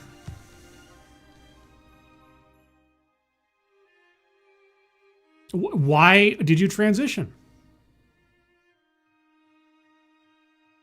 Is it because, I know, shock of shocks, men and women are different versions of the same thing? That there are fundamental disparities between how men behave versus women because they are two different genders.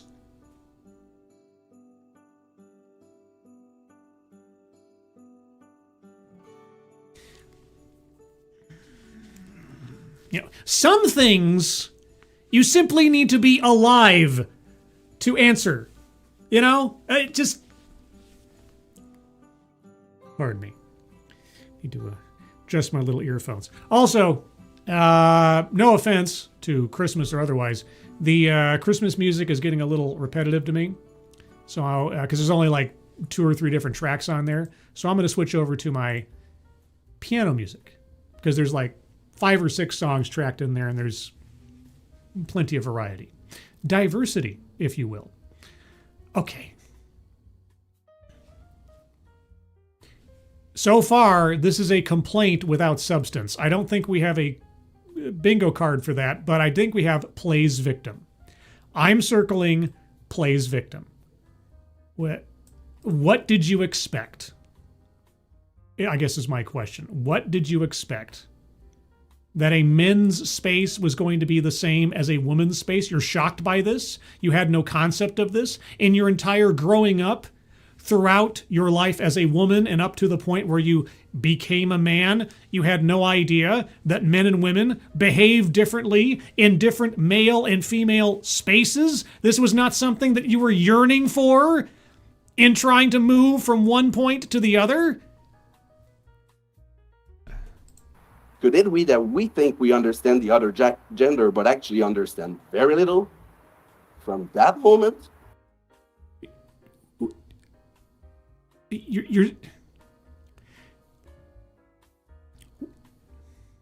you thought you understood men before your transition and or before you entered an NFL bathroom. Really? Did this suddenly make you regret or reassess your decision? Like, I was intrigued. Intrigued? Everywhere I traveled, Canada, United States, France, the UK, I compared the small details, the patterns, the unwritten rules. Soon, these restrooms would become my social lab.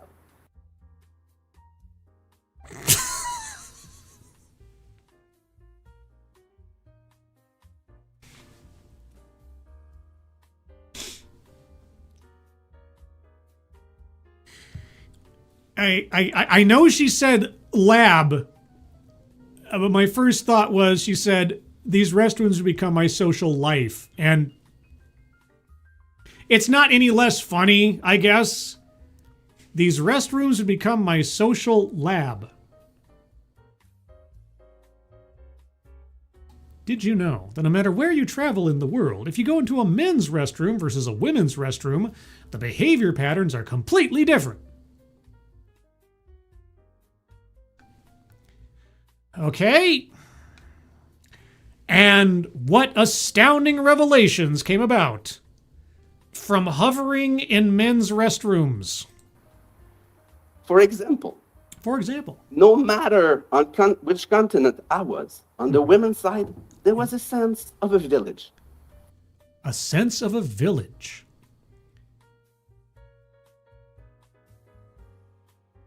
Were you hanging out in women's restrooms after your transition to conduct this study? Or are you just... I am the confuzzled. I could hear things like, you go ahead, you're pregnant, or she has a kid, let her pass. Yes, because men would never do that if a man had a child with them, or if there was, say, a disabled man in line. They might not first give priority to somebody, because men obviously are heartless individuals. As we know from our previous speaker. A safe place where we look out for each other. It feels like a small, caring community. Interacting with someone else is completely normal. Yeah, and chivalry does not at all extend to men in men's spaces. I would exchange smiles, nods, even full conversations. Again, I know, it's bizarre to have to ask this, but were you in attendance to women's restrooms after your transition for this experiment?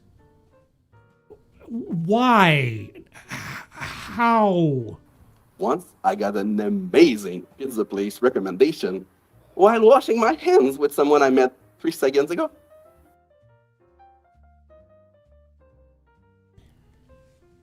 Okay. But on that men's side, that community feeling vanished.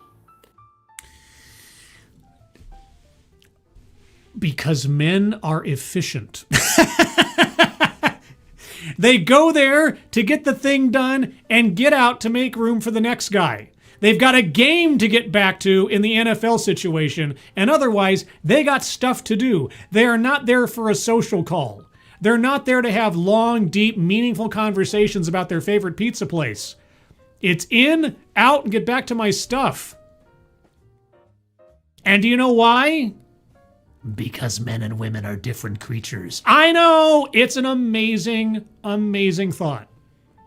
Which you would obviously have a grasp of if you made a choice to transition from one gender to the other because you saw a difference in yourself and your desires in life. None of this should be shocking, of all people, to you, lady. It feels like everyone has signed an invisibility contract. The rules were clear. No smiling, no talking, and absolutely no eye contact.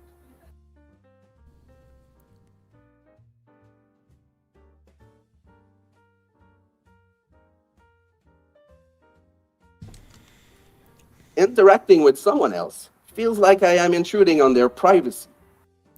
Yes. Or that I am challenging them into a fight. No. These restrooms feel way more like a battlefield than a village. If you say so. Everybody is on their own because, by the way, men do not go in the restroom in groups.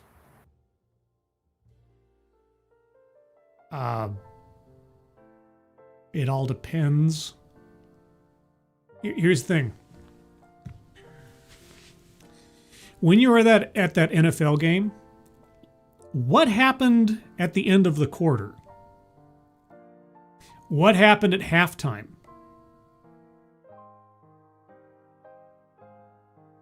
Just asking. I will also let you imagine the day I tried to compliment a guy about his shirt. Okay. The way he stared at me confirmed those unwritten rules.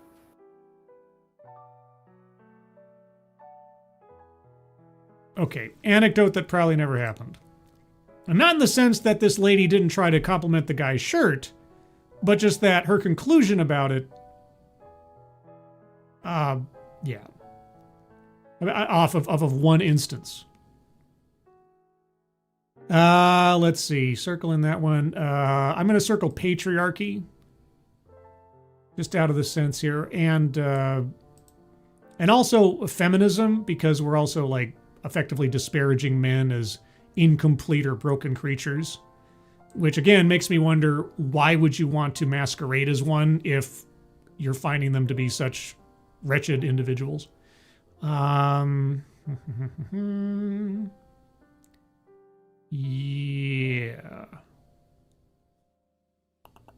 I'm going to leave it there for a moment. So far, for this talk, we have circled on the card patriarchy, feminism, anecdote that probably never happened, and plays victim. So there'll probably be more. Let's move on. Men do not give each other small compliments. Nonsense. Lesson learned. Nonsense. And clearly, on top of that, I won't receive any restaurant recommendation on this side, as washing hands seems also more optional. Men are non-communicative, aggressive, disgusting pigs. I'm so glad to be one now. As with time, as I got used to be less chatty on the men's side, though, I realized how I have been way more self-conscious on the women's side.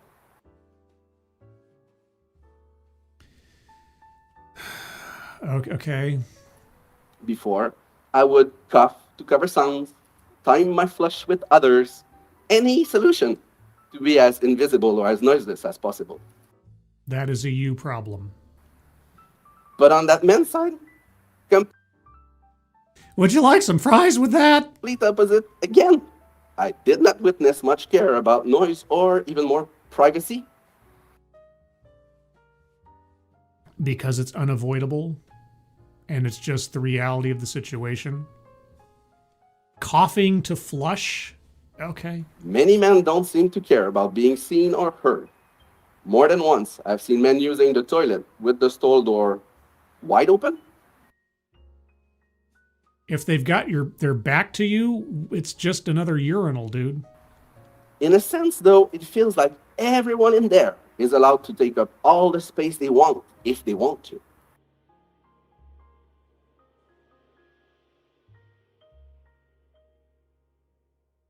Please tell me, how can I increase my overall volume as a man compared to a woman? Take up all the space I want to. What do you mean? That made me reflect on how much I was containing myself when I could take all the space I wanted. I have absolutely no idea what you're talking about. I was conditioned to hold myself back. Oh, and so what happened when you finally let loose? Compare and contrast for us, please. I could go on with examples for hours, but No. You don't need to go on with examples for hours. I would like you to go on with examples for 30 seconds. Just 30 seconds. Give me an example of what you are talking about. What do you mean men can take up all the space that they want? What do you mean? What?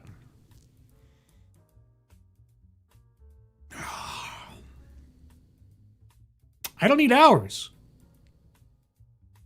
Just give me half a minute.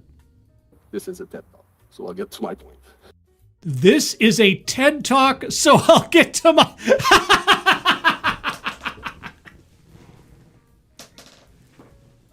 Oh, lady, you have not watched many TED Talks.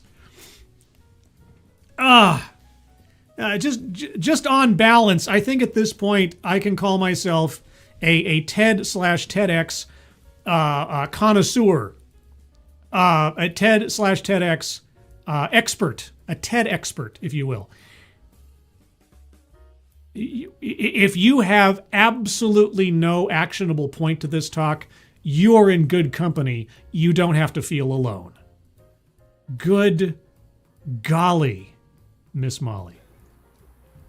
Through this process, I realized I had a rare chance. A rare chance to hang out in public restrooms. To experience the world through both men's and women's perspective. No, you will always have a woman's perspective. I'm sorry. It's just not going to be the case that you'll ever experience life as a man. I don't know what to tell you. You can experience life as you. That's the other thing too, is that to generalize too much, you start losing the nuance. You can observe behavioral patterns, sure. General or otherwise. Codes of silent conduct and such. And you have, for whatever good that's done you. But you'll have absolutely no idea what it's like to be a man. Ever. I can now understand and navigate the social rules, the expectation, the human experience of each side. But even more, to my own surprise, my unique experience became useful.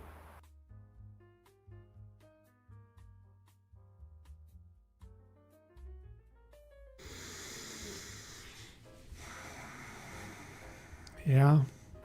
Every time I opened up about my curious restroom observation,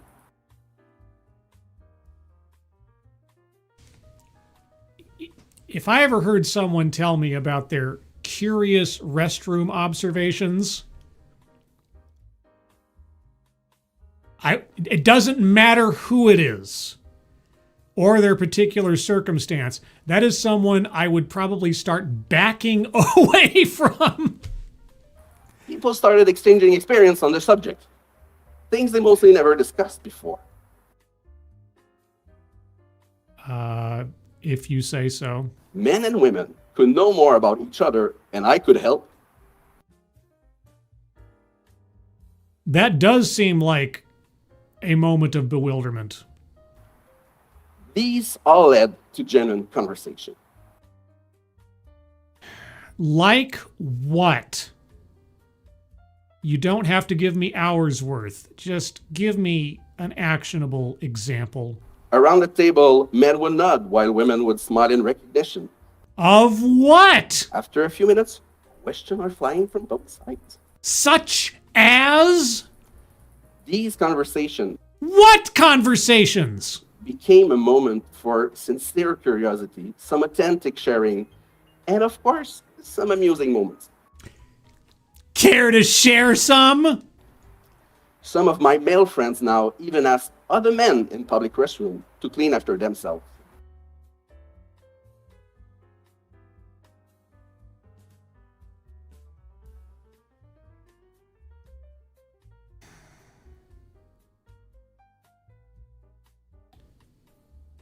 Because of our talks. I don't believe you. Anecdote that probably never happened. Oh wait, I already circled that one. It's hard to keep track now. I already circled that one for something else. Okay, well, good. And I'm just doubly justified. Some women around me simply stop being so self-conscious because they are aware now. But at time, I've seen intense, full questioning. You cured women around you of being self-conscious because you hang around in bathrooms.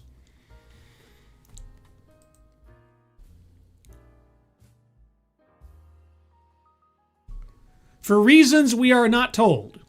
In conversations we're never given an example of, in instances of which we have no details. If you say so. Aware now. But at time, I've seen intense, full questioning about our gender conditioning. Through these interactions, I realized how every space holds potential for a better understanding of the gender.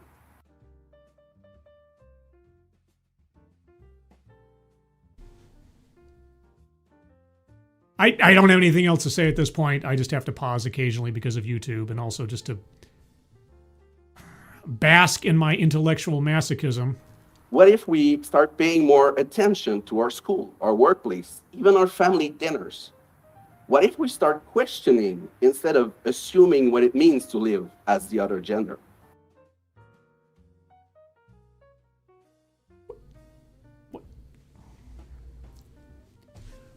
What?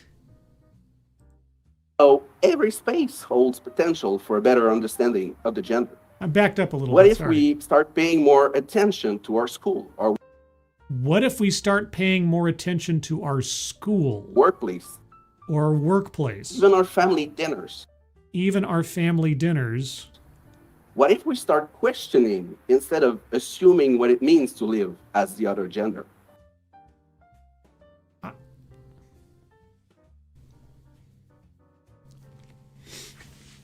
We come back, at least slightly, to our first talk. You can only design spaces on a multi-purpose, generalized basis. If you've got a ladies' room, there are going to be more stalls and probably not many urinals. If you have a men's restroom, you're going to have urinals and probably not as many stalls. It's just a matter of baseline boilerplate reality between the genders, and that's about it. Behavioral patterns otherwise.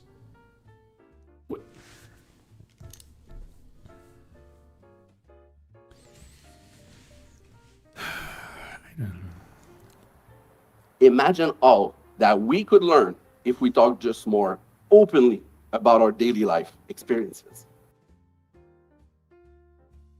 My daily life experiences is not emblematic of all men. It's my experiences. The course of my day, if this, I would bet you, I know it's a crazy thought, I would bet you that 90% of what I relay of what I did over the course of the day, in general terms, if those same pieces of information were coming out of the mouth of a female, they would be indistinguishable as being non-gender specific. I got up this morning a little late because it was Christmas Day and I didn't really have much to do. And then finally I dragged myself out of bed and I took a walk to get some fresh air. And then I came home and I took a shower. And then I had to do a little bit of work that I had to do in order to prepare for the next day, because unlike some people, I don't have tomorrow off. And so then I noodled around on the computer for a while. If that same chain of events came out of a girl's mouth, what would be the difference? What?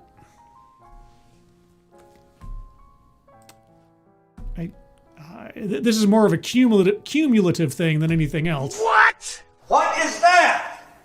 What the fuck is that?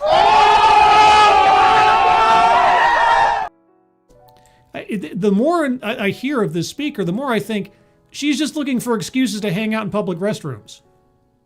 Trying to justify this in some bizarre way. I cured my friends of their gender-specific hang-ups because I hung out in public restrooms. I made the most simplistic observations of the differences between male and female behavior. And now I'm enlightened about both because I sit in two different worlds as a woman who's pretending to be a man. And still doesn't understand men because I walk into a men's room and I'm overwhelmed. I don't know what to do. What does this even mean? Okay. On a personal level, this is all a personal level. You're not representative of anyone other than yourself in this. Everything about this is a personal level. On a personal level, I realized I was entrapped between two worlds. What did I just say? What did I just say? Torn between two worlds.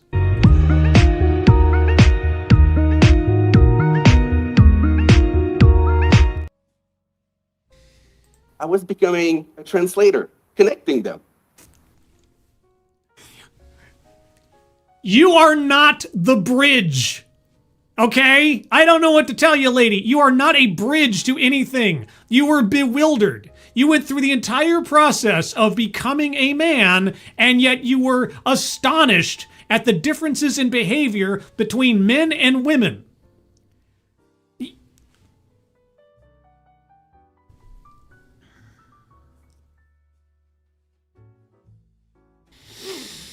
Okay. Like someone fluent in 2 languages.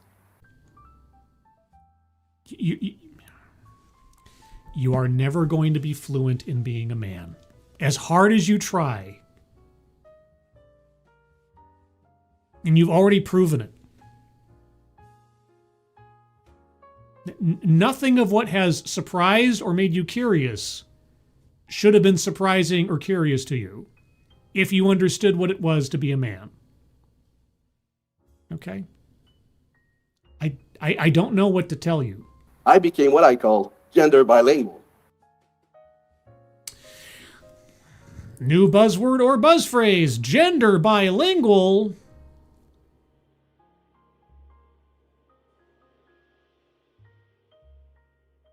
Which isn't even a correct phrase, actionably, but whatever. Circling, attempt to coin new buzzword or buzz phrase. And why not? Why not? No certification required. These conversations could be my contribution to humanity. What conversations? You have yet to outline a single example or conversation or anything about what you're talking about. It's all been generalities and abstracts. Trust me stories. You want to self-aggrandize? Fine, you're on a TEDx stage. What else is new? But good gravy, you have to at least build something like a foundation before I'm going to take you seriously. And you haven't. So here's my invitation to you. Oh, well, golly gee, I hope it's engraved. Start a conversation. What conversation? About restroom with someone of another gender. You mean the other gender?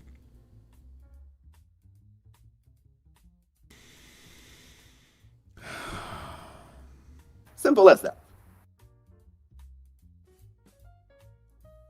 It's as simple as that. And the money goes so fast. It ain't funny. Wah. It ain't funny. Let me take a moment. Over in the chat, I see a Dom O'Leary. Merry Xmas, Dom O'Leary. Almost sounds like one long sound. Dom O'Leary. Dromedary. Dom O'Leary. Merry Christmas, Dom O'Leary. Hope you're doing well. Have I missed anybody else in the meantime, too? Darth Anarch. Darth Anarch. Pardon me. Darth Anarch. Merry Christmas. All you need. Merry Christmas. Who else is having a little drinky poo with the show? Well, I would, save for migraine. Still recovering.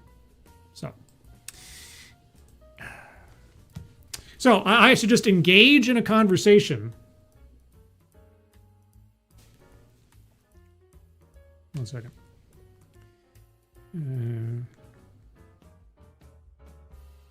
Pardon me. I'm going to take our speaker's advice.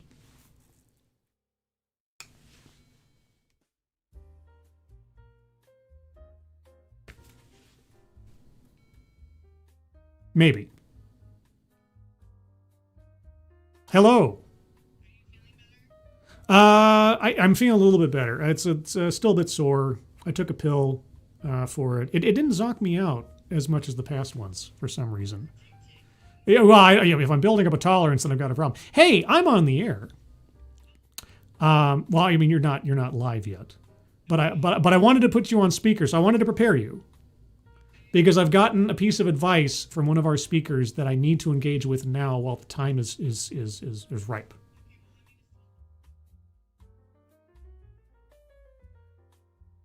Okay. Okay. All right. So 1 second. Are you there?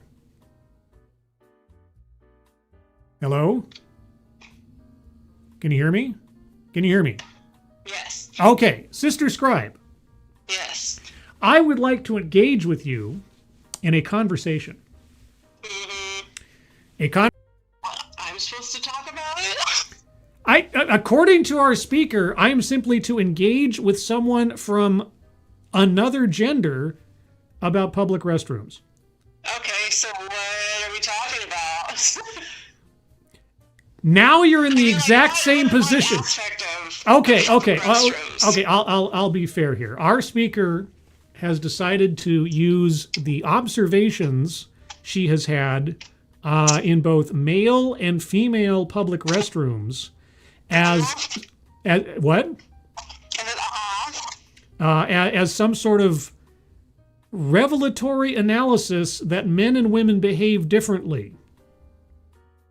Okay, and you need to go to the bathroom to figure that out? Say that again? You need to go to the bathroom to figure that out? Yeah, she needed to go to the bathroom to figure this out. It was apparently a big surprise to her to learn that men and women behave differently in such a space. That, women are much more social and can be a bit more accommodating to one another per se, or talkative and so on, whereas men are just very sort of like army ant efficient. They go, they do, they out. And this apparently first occurred to our speaker when she attended her first NFL game, and she wondered. How old is this person? Like 40? No, at least 38. At least 38. We know. Okay, so is this a person with like lots of degrees? What? Did they have a lot of degrees? I have no idea what This they're. sounds like something they're like, I don't like football, but let's think about the way people. And also, what is she doing in millions of restrooms? Like, how much studying has she been doing? I have follow-up questions. Well, one of the answers to your questions is that this lady is transitioned to a man. Okay. And apparently transitioning to a man because this lady wanted to be not the gender that she was born, is suddenly surprised that men and women are different. Sometimes different light bulbs go off for people at different times. I know, I did admit some people are late bloomers in making realizations about life, but this just felt bizarre. And now our speaker says that because she, has had dual experiences in public restrooms, that she is gender bilingual. Oh, shut up. Okay. Okay. All right. Okay, you're off the air. You're off the air.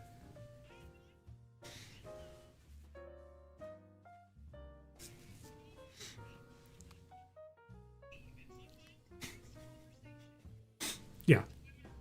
Oh, hold on. Sorry. Okay. I highly doubt dudes are like talking about. I don't know what dudes. I don't know. Yeah, they're complaining about like men don't make eye contact and they don't have little conversation. Yeah. Of course not. Oh, I know. I know. Like I say, and now I admittedly I don't. Greet me properly. I have not spent. Since I was like a child and mom took us in there because she had nowhere else to go, I have not been in a woman's bathroom in 40 years or something. I don't know. But at the same... What is this person doing? Like totally just dropping trowel at like the urinal? I mean, of course, then you're definitely not going to look you in the eye. But see, here's the thing. For all of this information we're being loaded with, at no point has she provided any actionable examples of what lessons or anything other than generalized male behavior, and especially because their main example was attending her first NFL game, and she's like, men are just going in there and doing their stuff and not talking to them. It's like, yeah, because they want to get back to the game. They don't want to waste time in there talking with guys. Whereas women, they're probably there, if they're not football fans themselves, which many of them are, they're probably there for their guys. Yeah, they're wasting time because they're there with their guys and they're there for their guys. And so they have time to waste. Whereas guys just like, get back. And like, men don't go to bathrooms in groups. And I'm like, well, tell me what happens at the end of the quarter. Tell me what happens at halftime.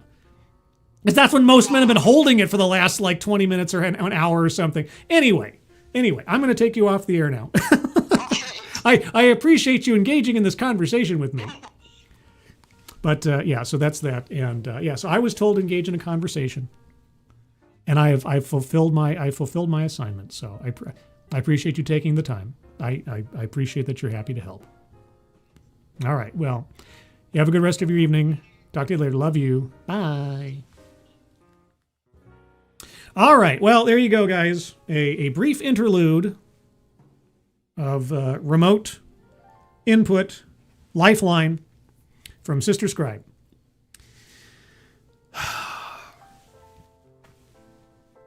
And I don't feel alone. You are not alone. I describe the same thing to someone of another gender, and some of the same bewilderments and questions arise.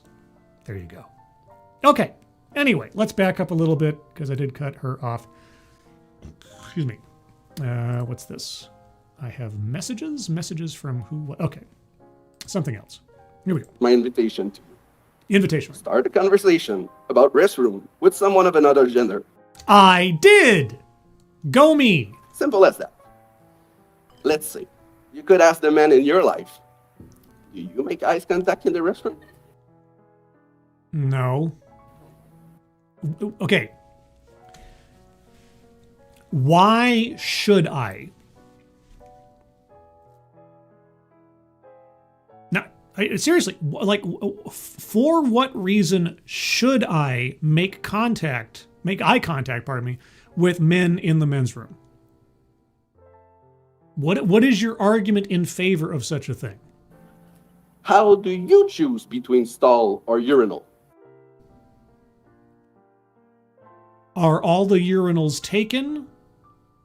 Or do I need to go number 2? That's really the only decision point. And do you wash your hands every time? Yes.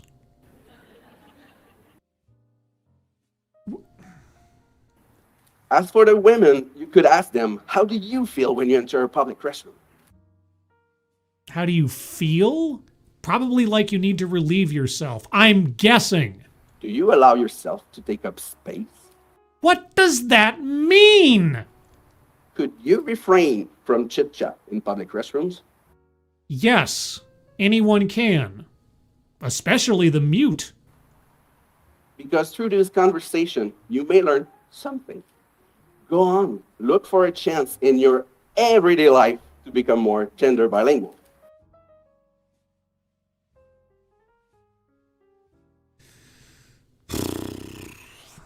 Because at the end of the day, we don't need to erase our difference or pretend they don't exist.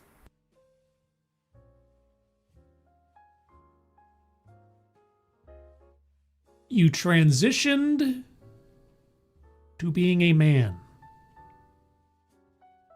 You erased your difference and are pretending it doesn't exist.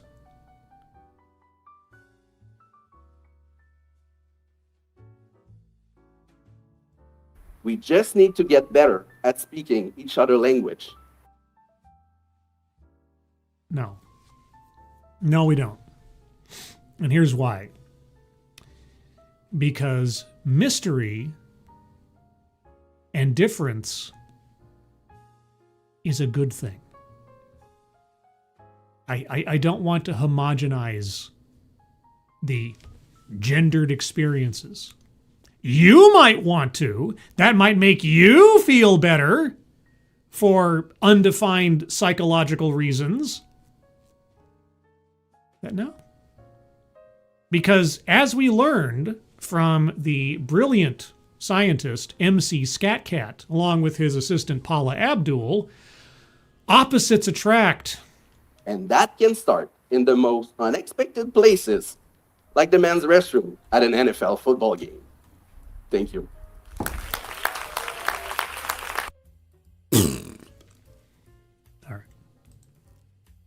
There we go. That was a thing that just happened. That was a thing that happened. All right, well, I asked for it, so to speak.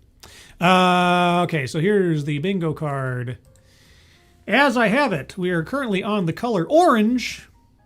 Come on. Okay, got to save that. And then, there we go. That's better. Okay, so color orange.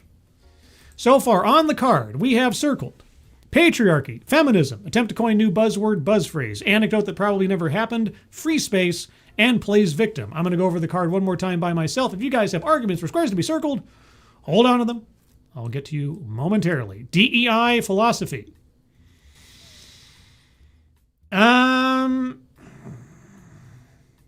Not specifically. Word salad, yes, because over and over and over and over again, just the same kind of comments regurgitated without any definition. So circling that one on the card. Mind reading assumes motives. Yes. The behavior of men, the behavior of women, the needs, wants, and desires, that somehow not making eye contact in the bathroom between men is a bad thing, etc. A list, yes. She gave a list of different behaviors and, between how men operate in a bathroom versus a woman. Marginalized marginalization. Not that I noticed specifically. Contradicts own point, fails to make argument. I was not convinced of anything because none of this was a surprise or a revelation. And even as Sister Scribe pointed out, how do you become a full-grown adult and not already know that there are differences in behaviors between the genders? And most especially, how do you choose to go through the process of transition, knowing or feeling that there is something inherently opposite to your biological sex versus the one you think you fit into, and not understand, accept, and desire a difference between the genders? It doesn't make any sense. Systemic or institutional.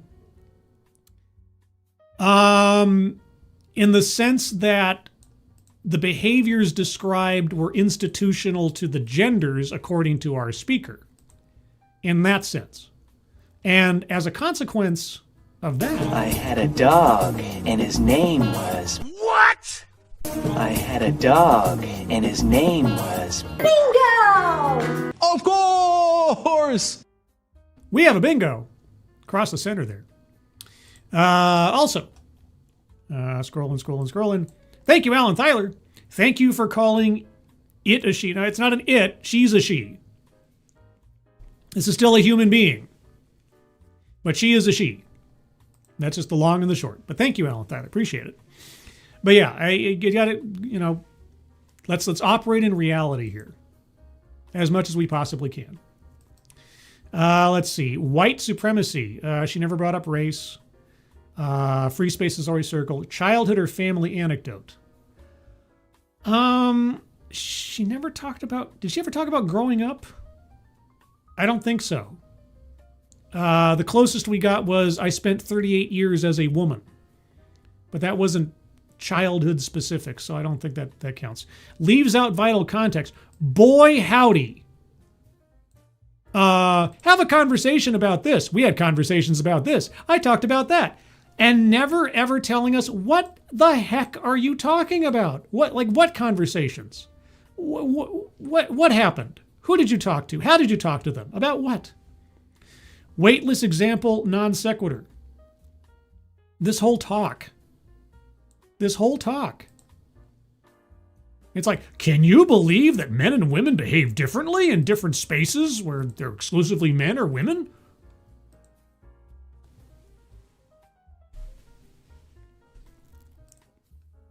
Sales pitch for product or service. I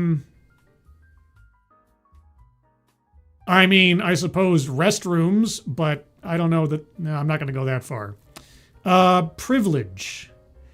Yes, taking up space. Whatever that means, it was decidedly used as a privilege point for men versus women. That men can take up space and women apparently can't or aren't allowed to. And because of that... Won't somebody please? Bingo. B-I-N-G-O. Okay! Right? We have a bingo down the middle. Down the middle. Collectivizes own demographic. Yes, when referring to women. I know. Might be impolitic or something, but it's just the reality of the situation. Let's see. Self-vilification or wretchedness. I didn't hear anything of that sort. There was quite a lot of aggrandizement there, actually. So, no. Economic disparity. Economics never brought up. Benevolent condescension.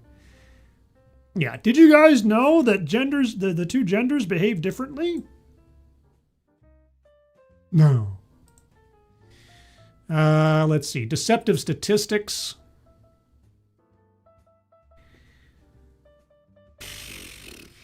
Well, okay, no statistics were brought up specifically, no percentiles.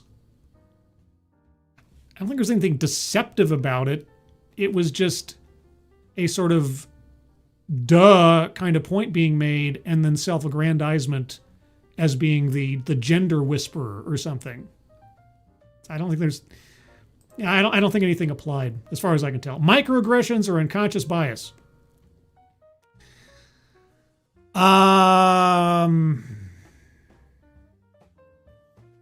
Yes, because she was talking about the inherent thought patterns and so on that men hold in restrooms versus women.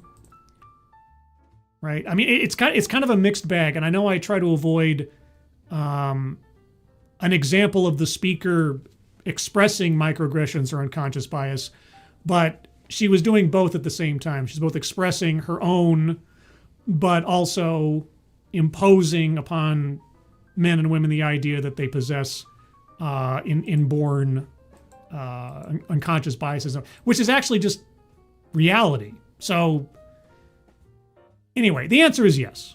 Circling that one. Okay, so that is the card as I have it with the orange color. All right, so any arguments for squares to be circled, put them in the chat.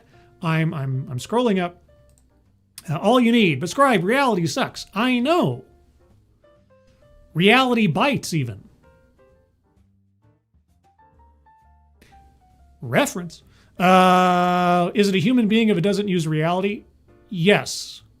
Even delusional people, or even people with ill-informed perspectives on the world, are people. People are people, so why should it be? Let's see. Women don't take up space. They don't follow the laws of physics. I know. I mean, how much volume do I take up? And please tell me, as a man, how do I intrinsically expand my presence within a given space? Never told us what that's supposed to mean. Men have a wide stance at the urinal. I guess. I mean, every time I heard about taking up space, it was always about man-spreading back in the old... Remember man-spreading? Don't hear that much very often anymore. So barring some other example given, which we weren't given any, that's all I can think of, I suppose. But I don't know. Let's see. Zan Wild. Merry Christmas, Zan Wild. I hear you scribe in chat. Hello, Zan Wild. K. Roberts, economic disparity, wanting to eat up a man's economy of time to get back to the game. Economy of time. You know what? I've never heard that one used before.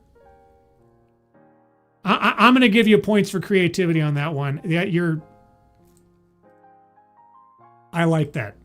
I like that a lot. Okay, you got me. That's great. Thank you, K. Roberts. That was a good one. That was a good one. I wouldn't have thought of that one. That's a good one. Okay. Yeah, points for creativity on that one. But you're not wrong. You're not wrong. Abacus W. Sales pitch for product or pitch for service. As in, this suggests to me someone needs to publish all the unwritten men's room rules we all know instinctively. If she said that she was working on a book, a bathroom book, on the subject, obviously then I'd give it to you. But suggestion, implication, yeah, no, she would have needed to say something herself, and she didn't. So I could see where you're going, and it almost felt like we were 2 steps away from a project I'm working on, or I'm getting ready to publish a paper or something, but that didn't happen. So yeah. Let's see. Adabisi. Merry Christmas, Adabisi. Social justice wording, LOL. It's hard to escape it these days because social justice has co-opted so many words and terms to redefine them or to weaponize or shieldize them that it's hard not to use some basic vocabulary anymore without also having to clarify, I mean it in its literal sense, not in its weird social justice sociological sense. I guess that's the danger of everybody trying to redefine language. Newspeak, as 1984 might have it. Let's see. Advocatus. Also, doesn't Florida, the place she did this, have bathroom laws? So wasn't she on stage admitting to a crime? Well, that was, well, when she referred to being in bathrooms, she kept referring to other countries, like she said it was in Canada and France and others. That was my one, not my one, but one of my confusions is that she makes this revelation at her first NFL game where she is now, as much as possibly can be, transitioned to looking like a man. And then talks about this revelation of the NFL football restroom and then taking that thinking elsewhere to women's restrooms. So, what was she cross-pollinating different restrooms after transitioning? Why and how and without, come on, camera, focus. Focus, camera. I wish this thing had autofocus or something. There we go. I mean, it does have autofocus, but it just like, if I lean back too far for a second or lean forward too much, I gotta be very rigid. I'd be very, very locked in. Best quality video. Yeah, I didn't understand that at all. And she didn't explain. So, we're stuck there. Let's see. She said it was an NFL game in Florida. Right. But she only talked about going to a men's restroom in Florida. And I don't know the law, so if it's biological only or something, I guess she wasn't caught? I don't know. Jay Blizza, I pooped in Spain once. Congratulations. And Blue Eyed Scream, she's imitating a man with a beer gut. There you go. Focus, you. God damn you.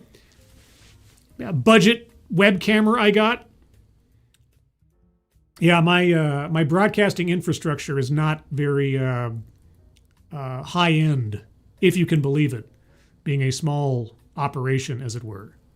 I've thought about investing in, a better camera or maybe a fancier microphone or something. At the same time, if it ain't broke, don't fix it. So, anyway, there is our third TEDx talk with 2 bingos. Now came number 4. Which one is this? Ah, yes. Okay. Let me get this one ready here. Okay. Now, I will warn, this may be the last TEDx talk of the marathon. May.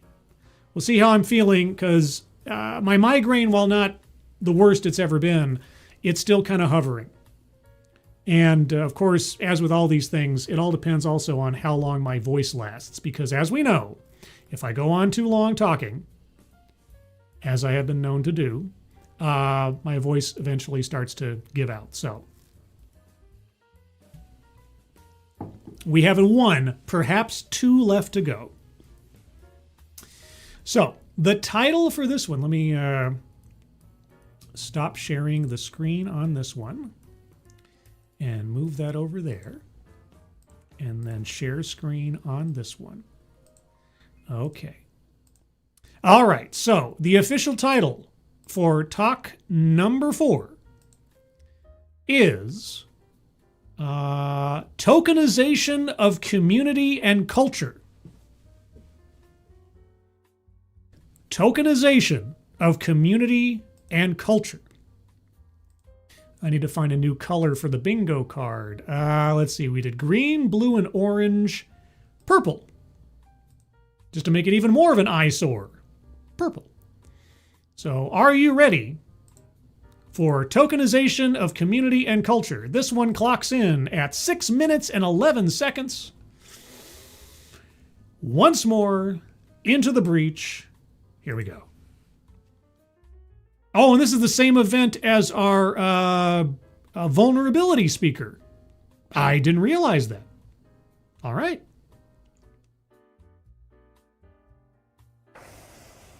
In 2008. In 2008, it was a very good year. Actually, no, 2008 sucked. That was the market crash and everything. Yeah, no. My family lost their home in the financial crisis. What are the odds?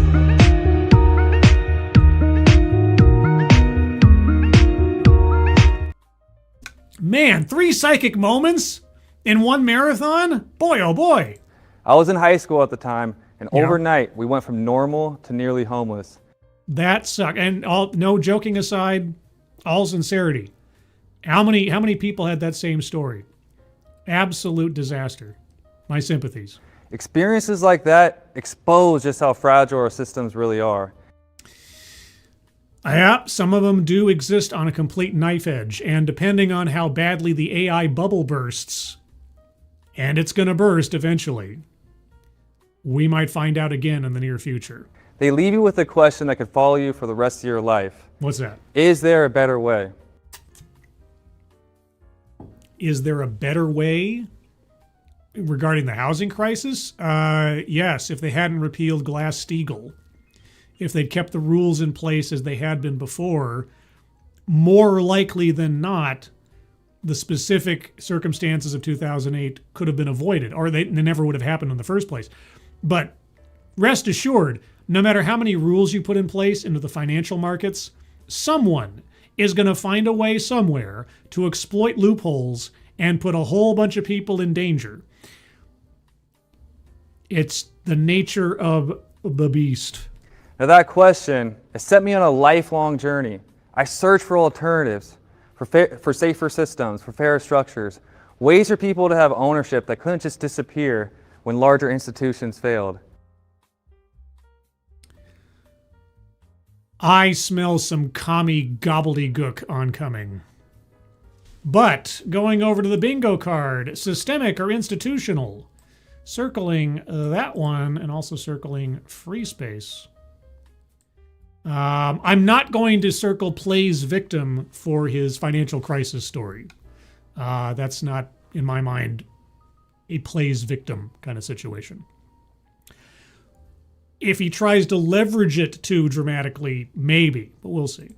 That search, it eventually introduced me to cryptocurrency, a decentralized finance, and to a vision that is much bigger than digital money.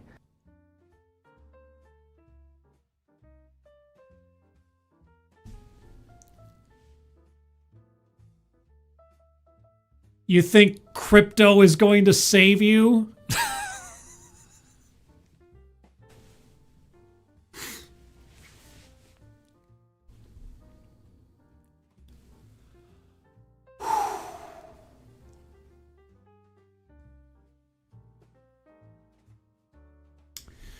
And Adebisi comes up with an instantaneously good point. Sales pitch? Yeah. I mean, you know what? I want to wait. I want to wait for a second. It'll still probably be circled anyway, but I want to wait and see if he names a specific coin. I want to see if this is being used as a platform for a specific crypto product. That would be great. Okay, so your family experienced the 2008 mortgage crisis, where people were being given mortgages who had no ability to pay them back. Effectively. And I know this sounds maybe a little bit inhumane to say so, but effectively, taking people who intrinsically did not have financial backing and using them as tokens to profit off of their existence and not their value. And now, and the lesson you learned from this is to get involved in crypto.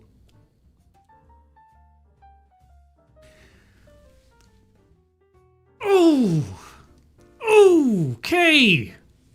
Boy, lessons gone unlearned, shall we? It's the vision of tokenization. Now, before I go further, I want to be very clear. Oh, please clarify. I'm not a financial advisor.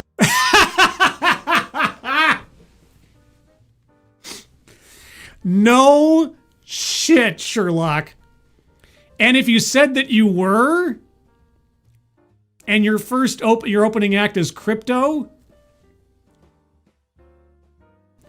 I'd have even more doubts. But yeah. Nothing I'm sharing today should be taken as financial advice. Horse hockey. Okay, sorry. You don't open up a talk like that. No, contradicts own point. Right off the bat, no.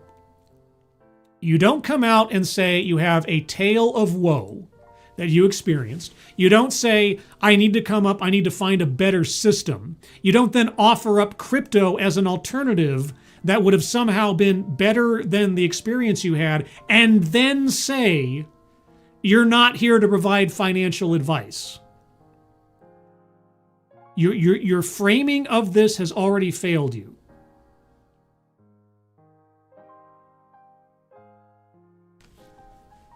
No, sorry. But no. What you're saying is a kind of financial, it's a sales pitch for something. I'm waiting to see if he names a specific coin. If he created a coin that's going to solve all the problems. I'm waiting. And if I need to remind as well, even by proxy, by putting this talk on the air, I am not a financial advisor and I am not providing financial advice. If it needs to be said, because I don't know, somebody could come along and say I'm passing along something or endorsing something. Nah. He's on his own, and so am I. What I'm sharing is an idea about how technology could reshape ownership and communities. Okay. That's how you should have opened. And you should have left out the whole I need to find a new system. Tell me how this has enriched you. And I do mean how. So, what exactly is tokenization? Well, it depends on the context in which you're using the term. Tell me.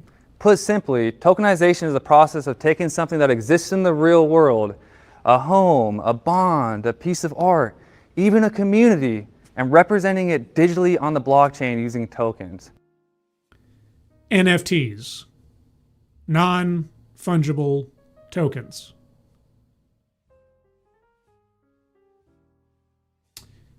Tell me about Bored Apes Yacht Club.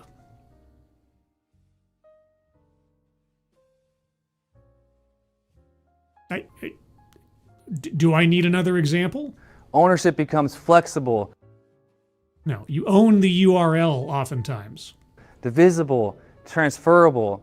Instead of one large rigid asset that is difficult to buy, sell, or share, tokenization allows ownership to become broken into smaller digital pieces.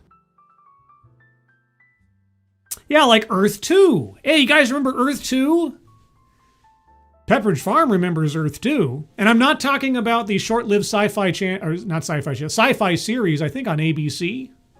Was it ABC or NBC? No, I'm talking about Earth 2, the NFT global map virtual property scheme. Some good videos on that can be found on the Kira TV channel, unless he, I forget if he switched channels. Anyway, Kira TV had a whole bunch of stuff on Earth 2 NFT stuff. It's not just the planet, it's little pieces of the planet, little JPEG files of the planet. That could be exchanged almost as easily as sending an email. It's almost like they have no intrinsic value whatsoever, or something. And this shift is not theoretical. Well, the shift might be theoretical because it hasn't shifted. How popular are NFTs now? You haven't said the phrase NFT yet, but that's what you're talking about. Tokenization is currently happening in real estate. It's happening in fine art.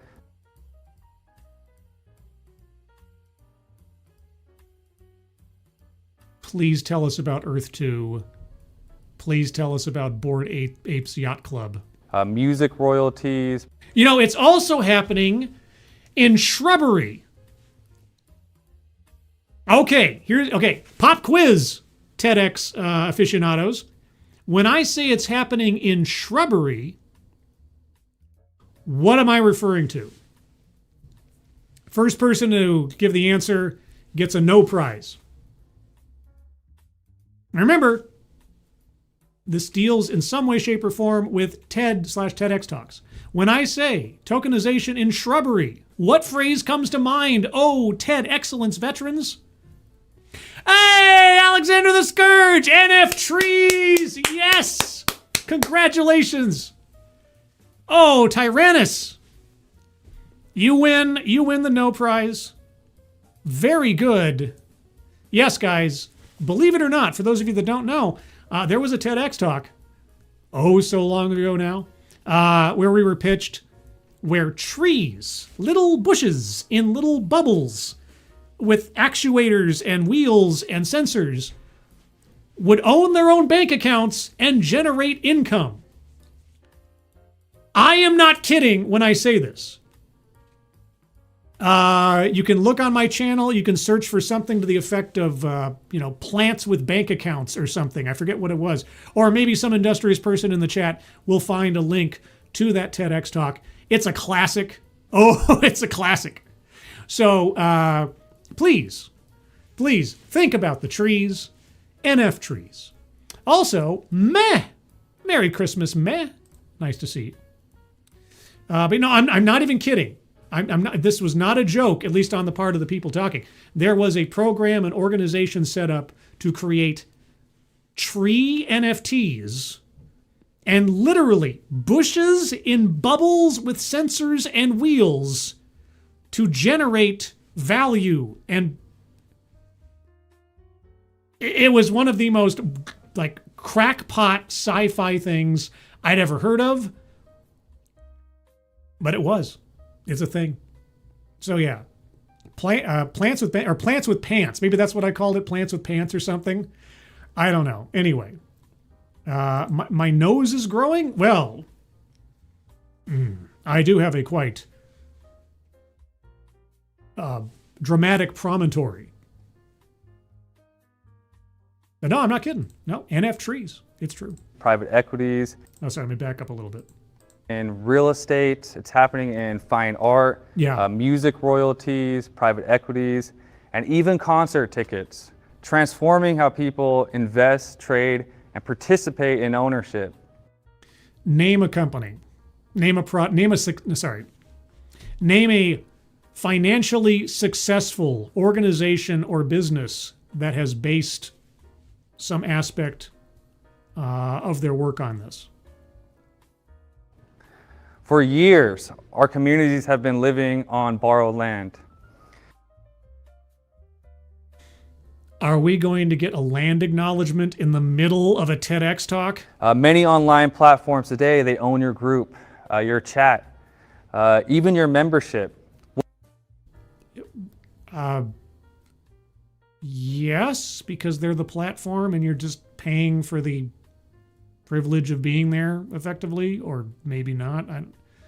You're bouncing a lot. What feels like your community often isn't. Chat. I mean, I don't take ownership over my community, save for those that decide to attend. Are you not part of this community? Because the tools, the data, sometimes even the connections themselves belong to someone else. Let me ask you something. Who owns the servers providing the blockchain?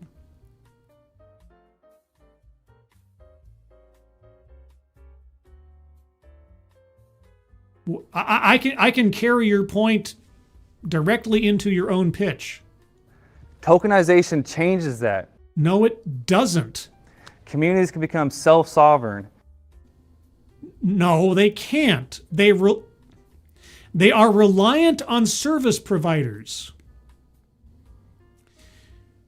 If the drive that holds my token is wiped, where's my token? Instead of users of someone else's platform,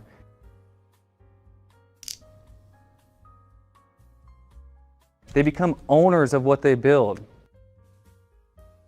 Oh, they build? Can't I just be an owner of what I purchase? Right now, when most people, when they hear about tokenization, they hear it in the context of finance, like tokenized gold, stable coins that represent money, real estate and stocks. Well, I mean, if you want to, expand out the idea, then maybe in an abstract, but that's not what we're talking about. You're talking about NFTs. Just say what you mean. Why haven't you used the phrase NFT so far? Non-fungible token. Right? Sure. Look, I own that plot of land. It's an NFT. It is a non-fungible token. I guess in some kind of technically, yeah, okay, maybe, sort of. But I think I've been taking in too much TEDx talk tonight. But they're whoa, whoa. I did not edit this. I did not cut anything out. I think I've seen a couple of these now. There have been a couple of jump cuts in this thing. But that's the first time I've seen him be cut off in the middle of a thought. Hold on, let's listen to that again. That money, real estate and stocks, but they're but they're what? What?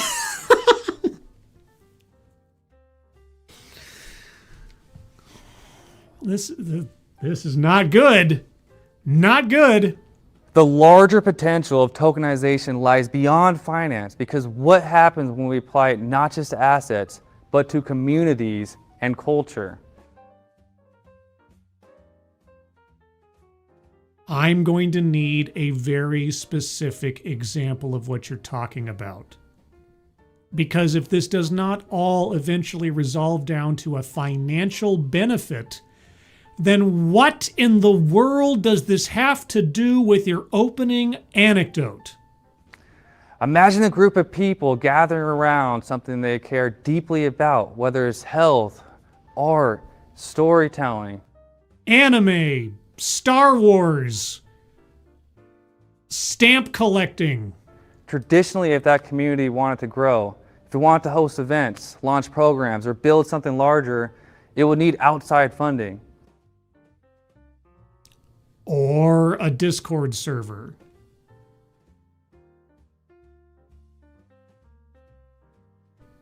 Not that I'm plugging my own wares, but we'll get to that later. That might come from sponsors or grants or investors. It could.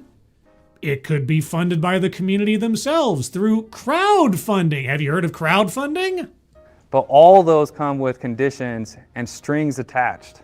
Of course, because if someone is investing in something, then they expect a return on said investment. And so their investments are likely contingent on certain restrictions or prerequisites or something. Yes? Tokenization could flip that model. No, it can't. Okay, all right. How? How could it flip the model of an expected return on an investment?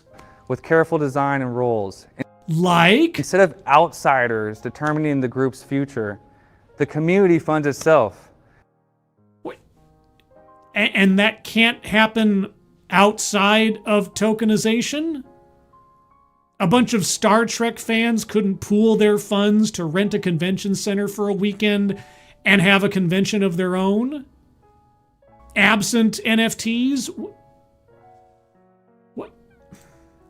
What are you talking about? Members don't just pay to join, they hold a real stake in its success. Because they're going to get a return on their invest.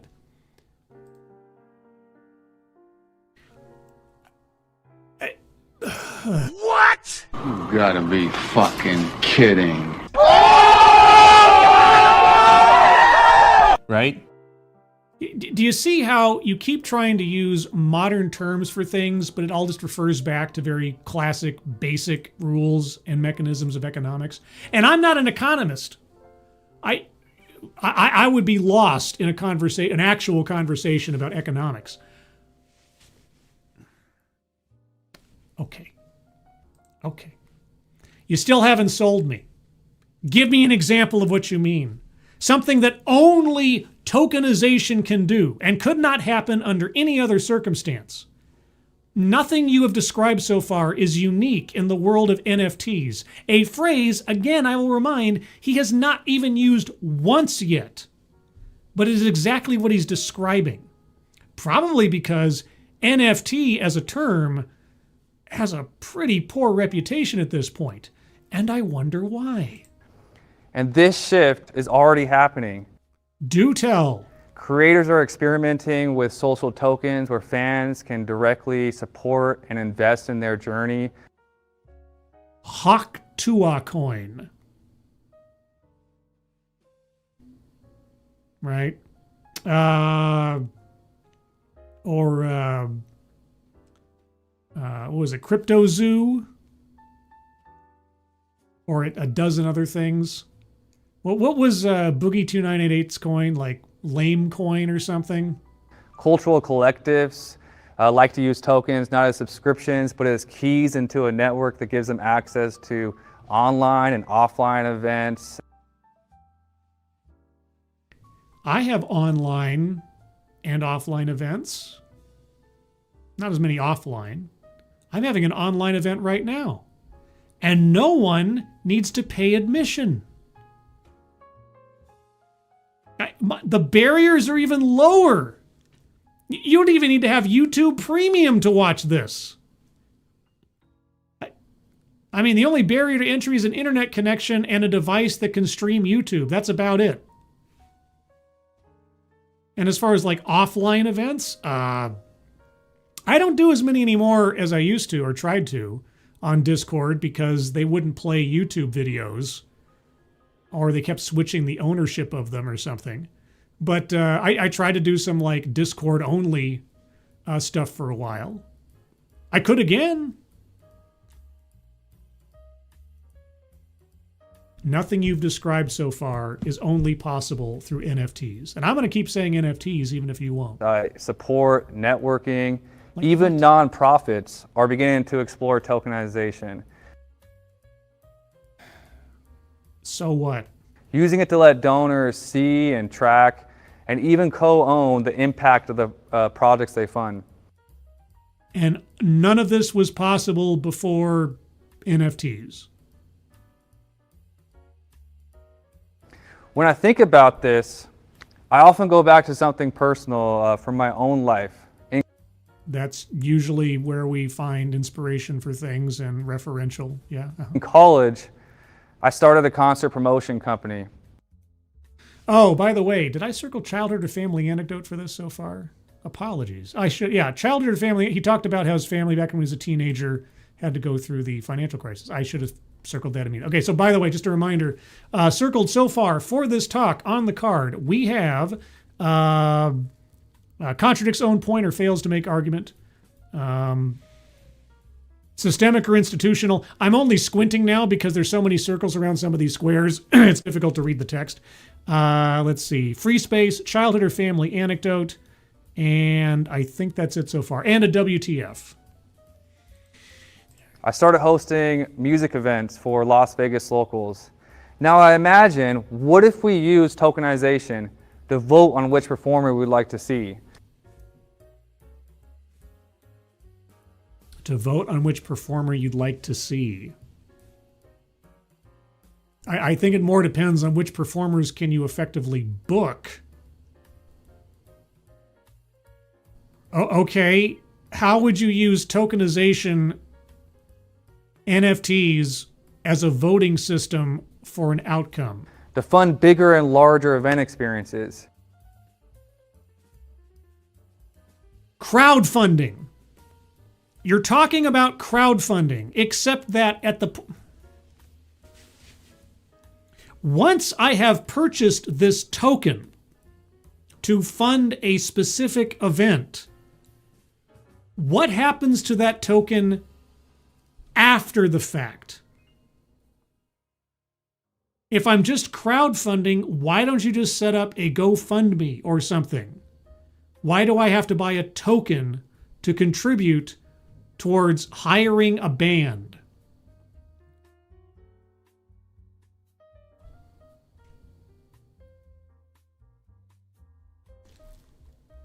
You could own a stake in the success of the company. How? What stake do I get? I mean, if it's not a ticket, if I'm not buying a ticket to a concert, but I am instead sending you money in order to afford to rent a band of my choosing somehow, what stake do I have other than attending the concert?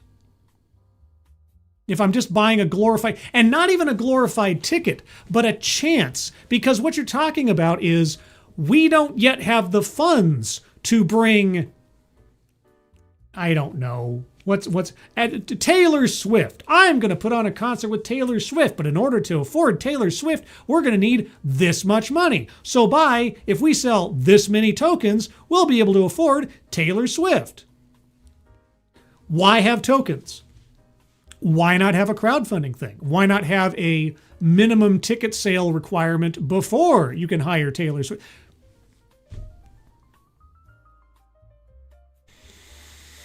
Back it up a little bit.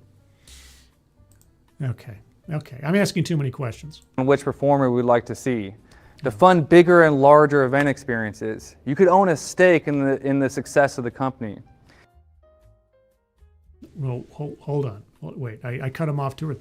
The stake in the success of the company? The company. I thought I was investing in a concert.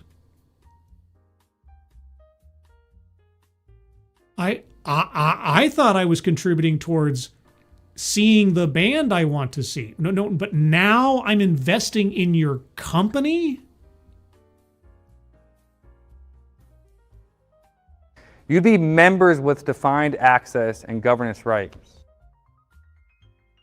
So I'd be a shareholder.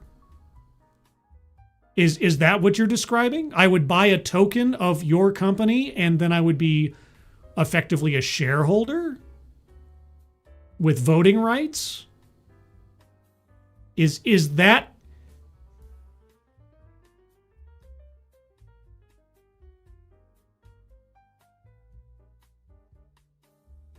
Okay.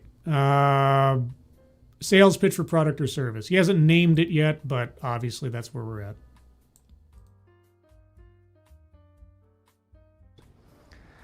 That's what tokenization makes possible.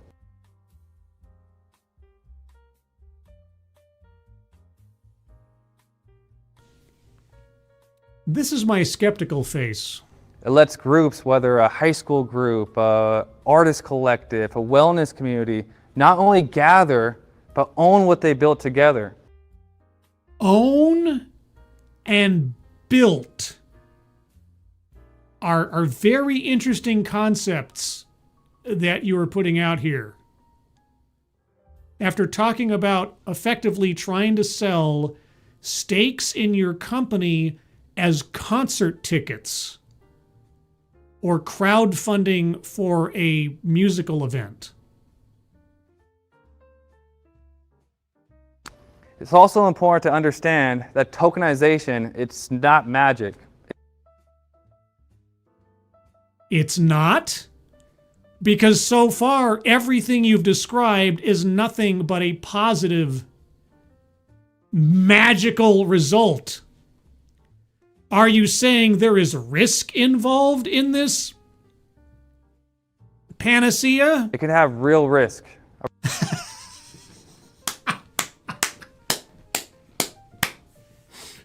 Not financial advice, not a financial advisor.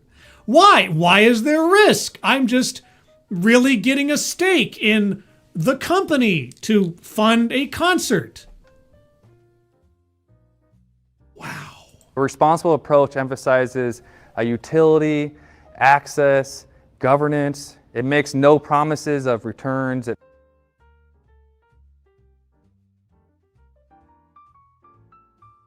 Not financial advice, not a financial advisor. Investment carries with it the chance of risk. Yeah. Volatility, etc. Yeah.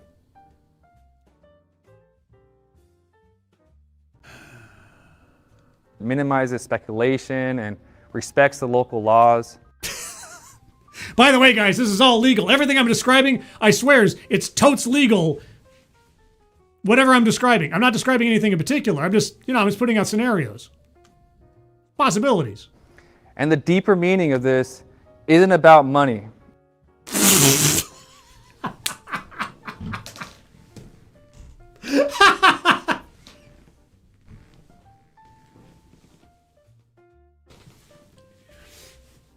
Your opening salvo is your family's hardship at the 2008 financial crisis. Oh, if only there were a better way. But this isn't about money. But let me tell you that there's always a risk with investment. But it's not about money. No. It's about... Okay, I'm going to put a wild guess out there. Somewhere in the next sentence or two, the word community is going to come up.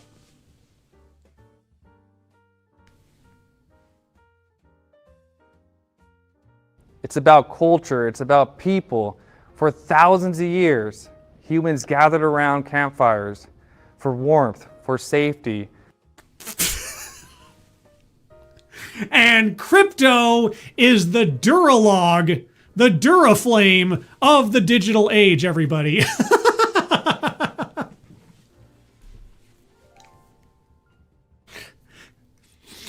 We're going to take all of our crypto coins and set them ablaze, and we'll keep ourselves nice and toasty. What is... For the telling of stories. Today, the campfire may be digital, but the principle is the same. He didn't say community specifically. I'm kind of disappointed. He effectively described it, but he didn't say the word. Tokenization doesn't replace the fire. It fuels it. It provides new ways to support trust.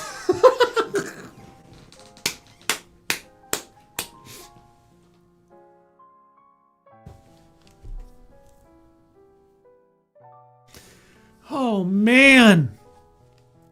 Oh, man. Dude. To exchange value and to keep belonging rooted in the people who create it. Belonging! What? Okay. Every single talk thus far has had an element to it that echoes back to a previous talk. What are the odds? Belonging? We had school examples, we had belonging, we had masculine this versus that. Man, this is a Christmas miracle. The technology is just the matches. Okay, I hate to tell you this, dude. I hate to tell you this. When you're trying to sell somebody on a financial instrument or on an investment, it is unwise. I'm just telling you, it is unwise to compare such a thing to the most destructive natural force on the planet, short of an earthquake, and that is fire. It's like, hey, NFTs are just the matches and your money is the gasoline. Like energy, the connection, the creativity, that's us.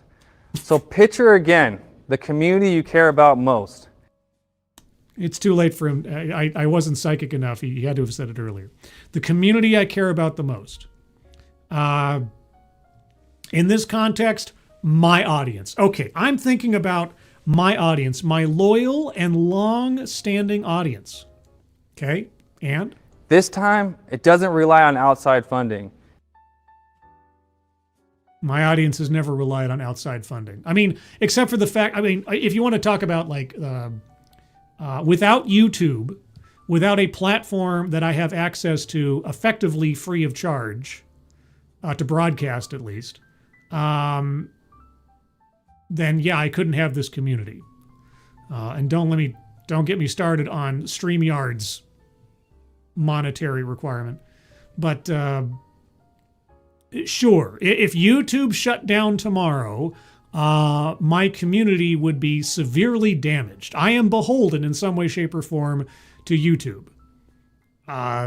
Okay. But tokenization is going to save me from this? It sustains itself. It thrives because everyone has a genuine stake in its success. I mean, the only stake in the success, again, not to get too cerebral about this, but the stake in the success of my channel?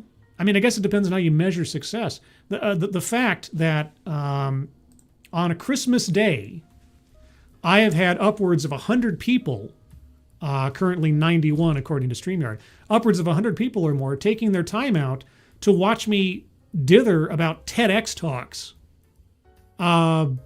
is a success as far as I'm concerned. And not like for my ego or something, but that everybody has taken the time to be entertained, informed, or otherwise, and also to spend time together in the chat. We just saw conversations taking place, not off topic per se, but inspired by the topic. And the fact that we come back to with each other week after week, that's invaluable. There's no price on it. It's priceless. So, relatively, in the grand scheme of things, little investment, and as far as I'm concerned, a great return. If that's how I measure things, and that's how I do. So what are you talking about? And how does tokenization change any of these dynamics in some way that's special compared to anything else? It sounds really shaky, it sounds really shady, and it sounds like you don't know what you're talking about half the time. Change itself. It thrives because everyone has a genuine stake in its success. That is the power of tokenization. No, that's just the power of community and mutual interest and mutual care. I don't look at my audience members as tokens, as some kind of abstract concept. I don't look at the numbers on the screen as abstracts. Maybe it's just a matter of managing a relatively small channel and having exceedingly low expectations for myself 9 years ago when I started. But when I started the show or started the channel, I thought, if I can get 20 people on a regular basis paying attention to what I have to say, That'd be pretty cool. And over time, it's questionable how many are active, but at least subscriber count wise, I have more people subscribed to my channel, like 100 times over as many people as I ever went to school with. So for at least 1 minute or one instantaneous decision, 7,500 or whatever people decided, that's a guy that I'd like to listen to again, or I'm going to give that guy a vote of confidence by subscribing. That still boggles my mind, whether it was 700 or 7,000. But these are people.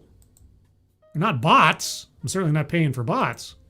I don't know. This whole thing is just absolute nonsense to me. Not just for assets, but for identity, belonging, and purpose. Thank you. What?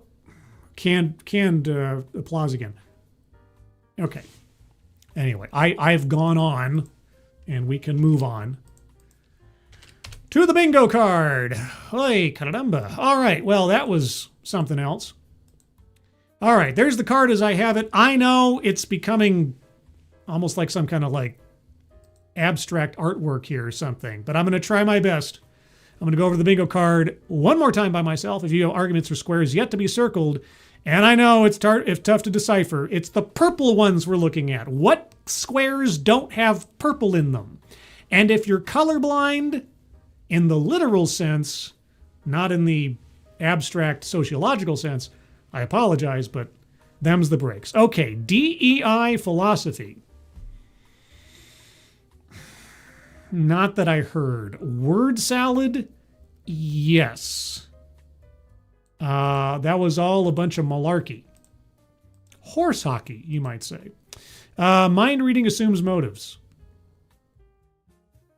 Mind reading assumes motives. Maybe. I'm not quite sure. A list. Yes, he gave several examples in quick succession about what areas of life tokenization affects or could affect. Marginalize marginalization. Well, if he's encouraging a sense of belonging, obviously there has to be a sense of separation that he's trying to promote a cure for. So circling that one. Patriarchy, he didn't talk about gender. Feminism, again, same. Attempt to coin new buzzword or buzz phrase. I didn't hear any new buzzwords or buzz phrases. Anecdote that probably never happened. The only anecdote he gave was his opening salvo about the 2008 financial crisis that his family went through. And that actually happened, and I'm willing to stipulate that it happened to him and his family. So, white supremacy, he never talked about race. Leaves out vital context, most certainly. So circling that one. It's becoming tough, guys. I know, I apologize. Just the mess of the format. Weightless example, non sequitur. Over and over and over again. Oh my gosh, this concert that you're wanting to bring an artist in on. You're investing in the company. What? No. Privilege. Yes, because with tokenization, you would have a stake in something versus someone who didn't, and it's exclusivity and access and that kind of thing. Collectivizes own demographic. I didn't hear anything specifically about his demographic. I mean, if you want to talk about on a victim of the financial crisis seems a bit too far a stretch for me. Self-vilification or wretchedness. No, I didn't hear anything like that. Economic disparity, by all means, yes. You don't talk about NFTs and investment and risk and all that. Not financial advice, not financial advisor, unless you're talking about economics. Let's see, benevolent condescension. Yes, that save for tokenization, as he put it, none of the concepts he talked about could or have ever existed. Nonsense. Plays victim. Again, the only instance he brought up of anything dire happening to himself was the 2008 financial crisis. And he didn't, if he'd referred back to it again, say for that opening deal, then maybe I could say he was trying to leverage sympathy and starting to play victim. But he only mentioned it the one time, and he never really came back to it. That would be my argument in opposition. Deceptive statistics.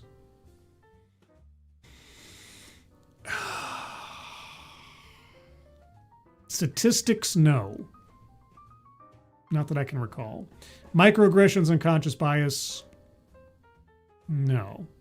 All right, so on the card, if you're keeping a clean card at home for reference, we have on the board word salad, a list, marginalize marginalization, fails to make point or argument, contradicts own point, fails to make argument, systemic or institutional, free space, childhood or family anecdote, leaves out vital context,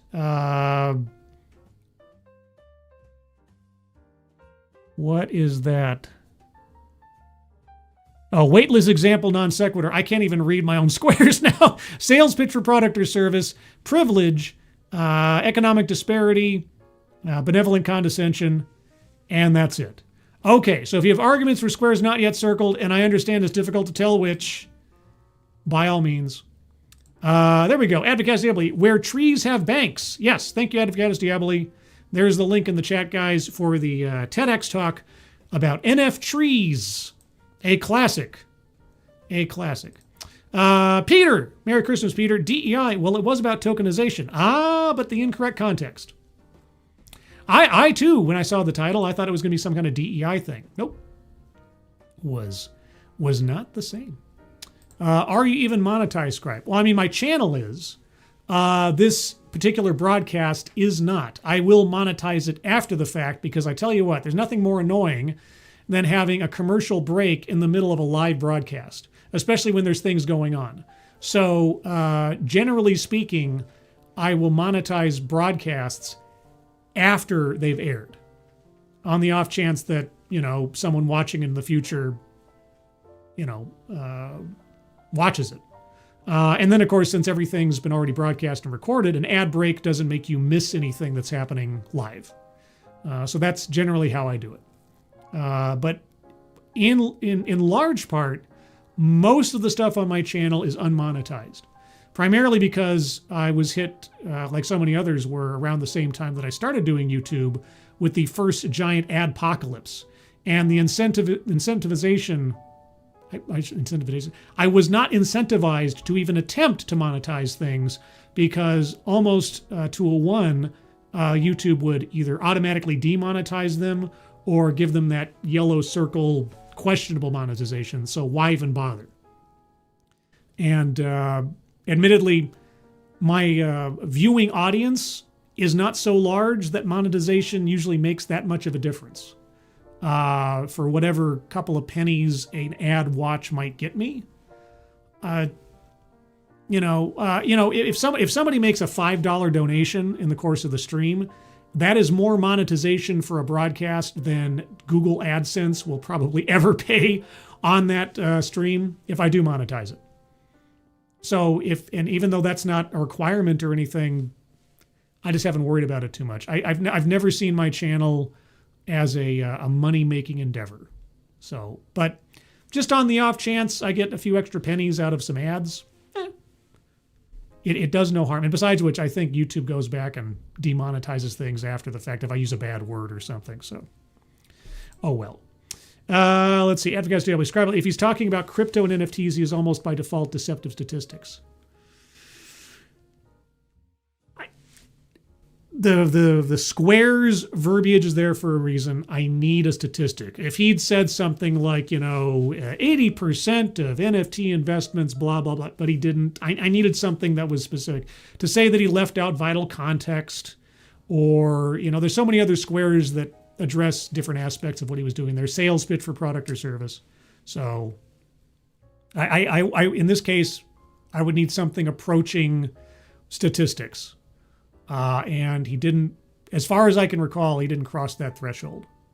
I'm willing to give a little bit of leeway. I don't necessarily need an actual percentile quoted, but if he'd used a graph or a chart or, said, I need something a little bit more.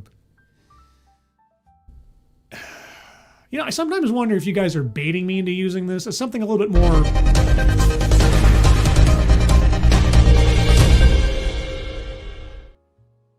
I mean, if you are, it's very nuanced baiting. But there you go. Let's see. Deceptive data security practices, maybe. Perhaps. Advocatus has a smile. I'm glad. I'll take smiles over frowns. Any other arguments to be made for circles to be made on squares? Am I losing my through line here? I might just be. Okay. Do I want to do the fifth talk? It is now 7:30 on the West Coast. I do have one left. The problem is I did not have time in the migraine and everything else to audio process this one. So it's possible the audio's not that great and it might be too quiet. All I do to the audio is I just kind of boost up the volume, because oftentimes these things are recorded with, especially TEDx Talks versus TED Talks, they're recorded with not the best equipment or like a microphone at the back of the room kind of thing. Let's see. Okay, so first and foremost, I'm going to put out a poll. The poll is going to be, do we do the fifth? Take the fifth, or is this enough? So, fifth TEDx, yes or no? I will leave it up for a couple of minutes here. So, we've done 4 TEDx Talks. I do have a fifth. It's it doesn't exactly end up parallel to a previous talk, but it is of a similar. Here, I'll just tell you what the title is, and you tell me. Would the boy I once was look up to the man I am today? Would the boy I once was look up to the man I am today? So it is some kind of masculinity kind of deal, I guess, without having watched it. So we've got an 82% yes. Knowing the title now, I should have probably put out the title beforehand. Do you want to see it? Z3 says, sounds feminist. Or male feminist. I believe the speaker is male. I'm not mistaken. I plead the fifth. That does sound cringe. So all right. I don't need much time. 82%. Let's see, 83%. Okay. Another couple seconds here. All right. Well, overwhelmingly, okay, we're going to go for the fifth. The fifth element, which in this case is not love, but some kind of masculine self-analysis.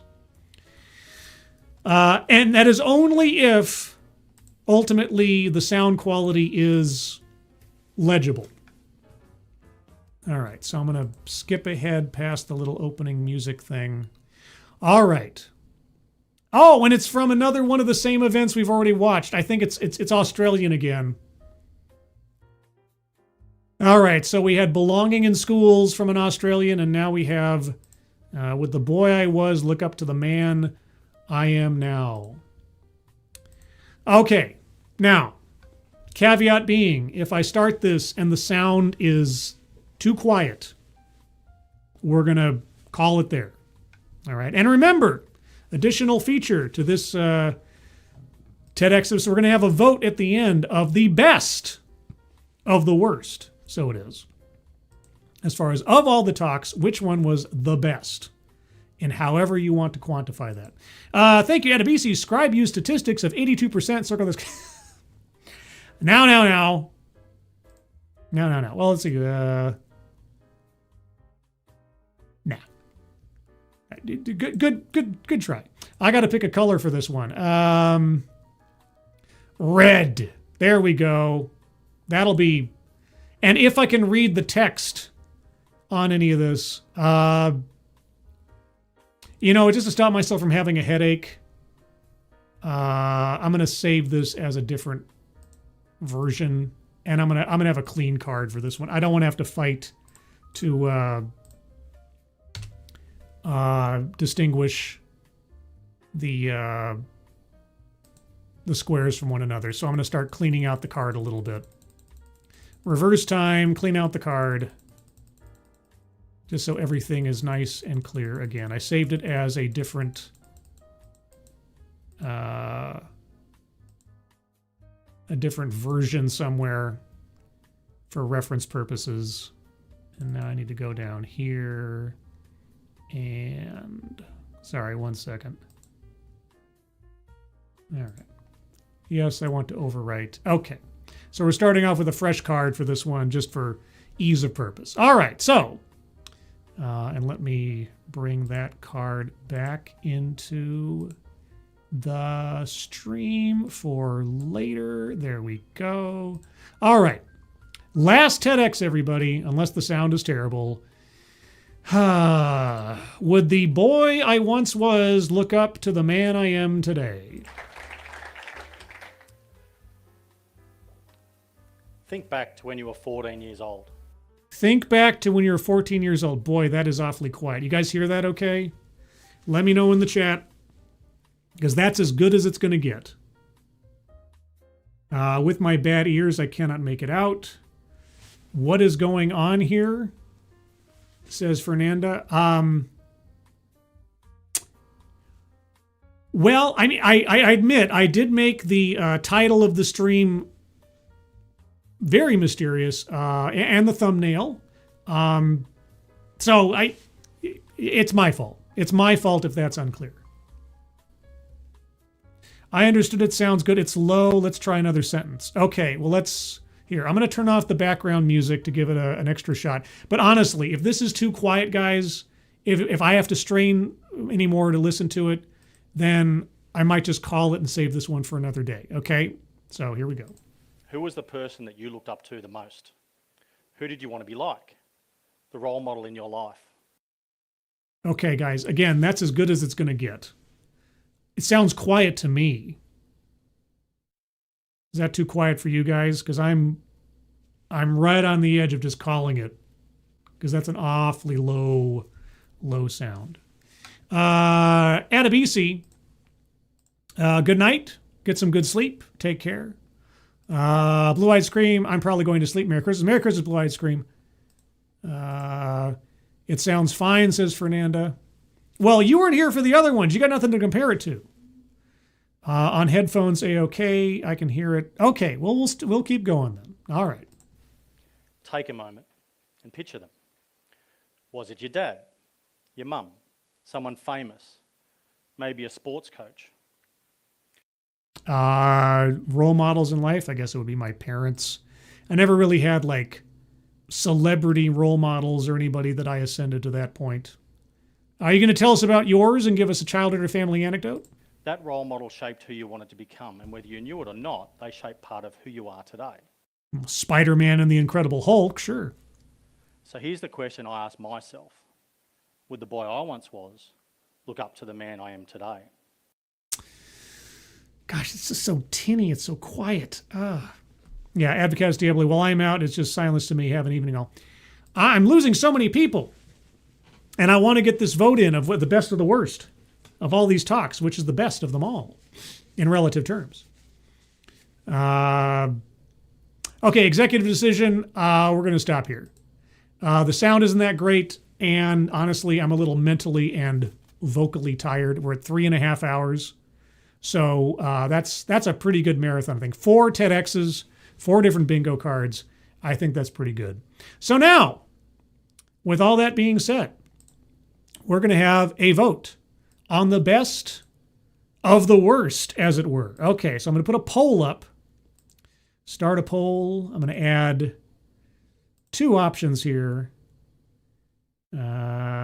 Okay, so we had, let's see, we started off with belonging in schools. Let me just prep the poll here. Belonging in schools. We then had men embrace vulnerability. Okay, let me put the music back on. It feels weird having it completely silent on here. Okay. Then we had gender bathrooms. And lastly, we had tokenization. Okay. So, here's the thing. For whatever justification you want to give, and you can feel free to put it into the chat, which of these was the best of the worst, as it were? So the poll is starting. We'll find out which of these talks was the best of the worst. And it's not necessarily on the basis of number of bingos, although it can be.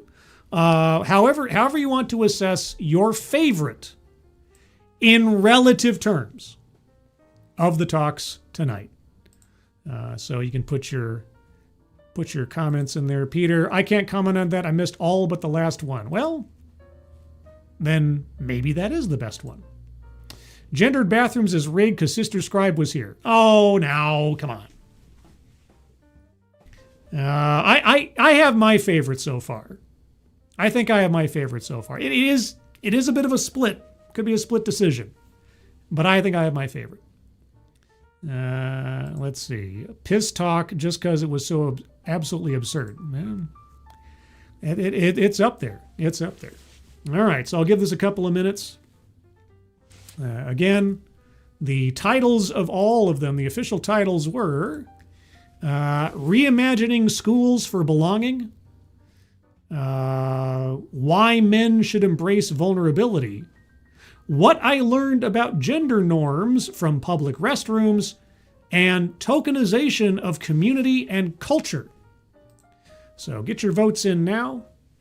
I don't know that I have a prize for the best of the worst in this instance, except that, congratulations to the speaker for being the most entertaining or memorable, I guess. So get your votes in now. Let's see. Tony Giff, Merry Christmas. Sister Scribe is for films.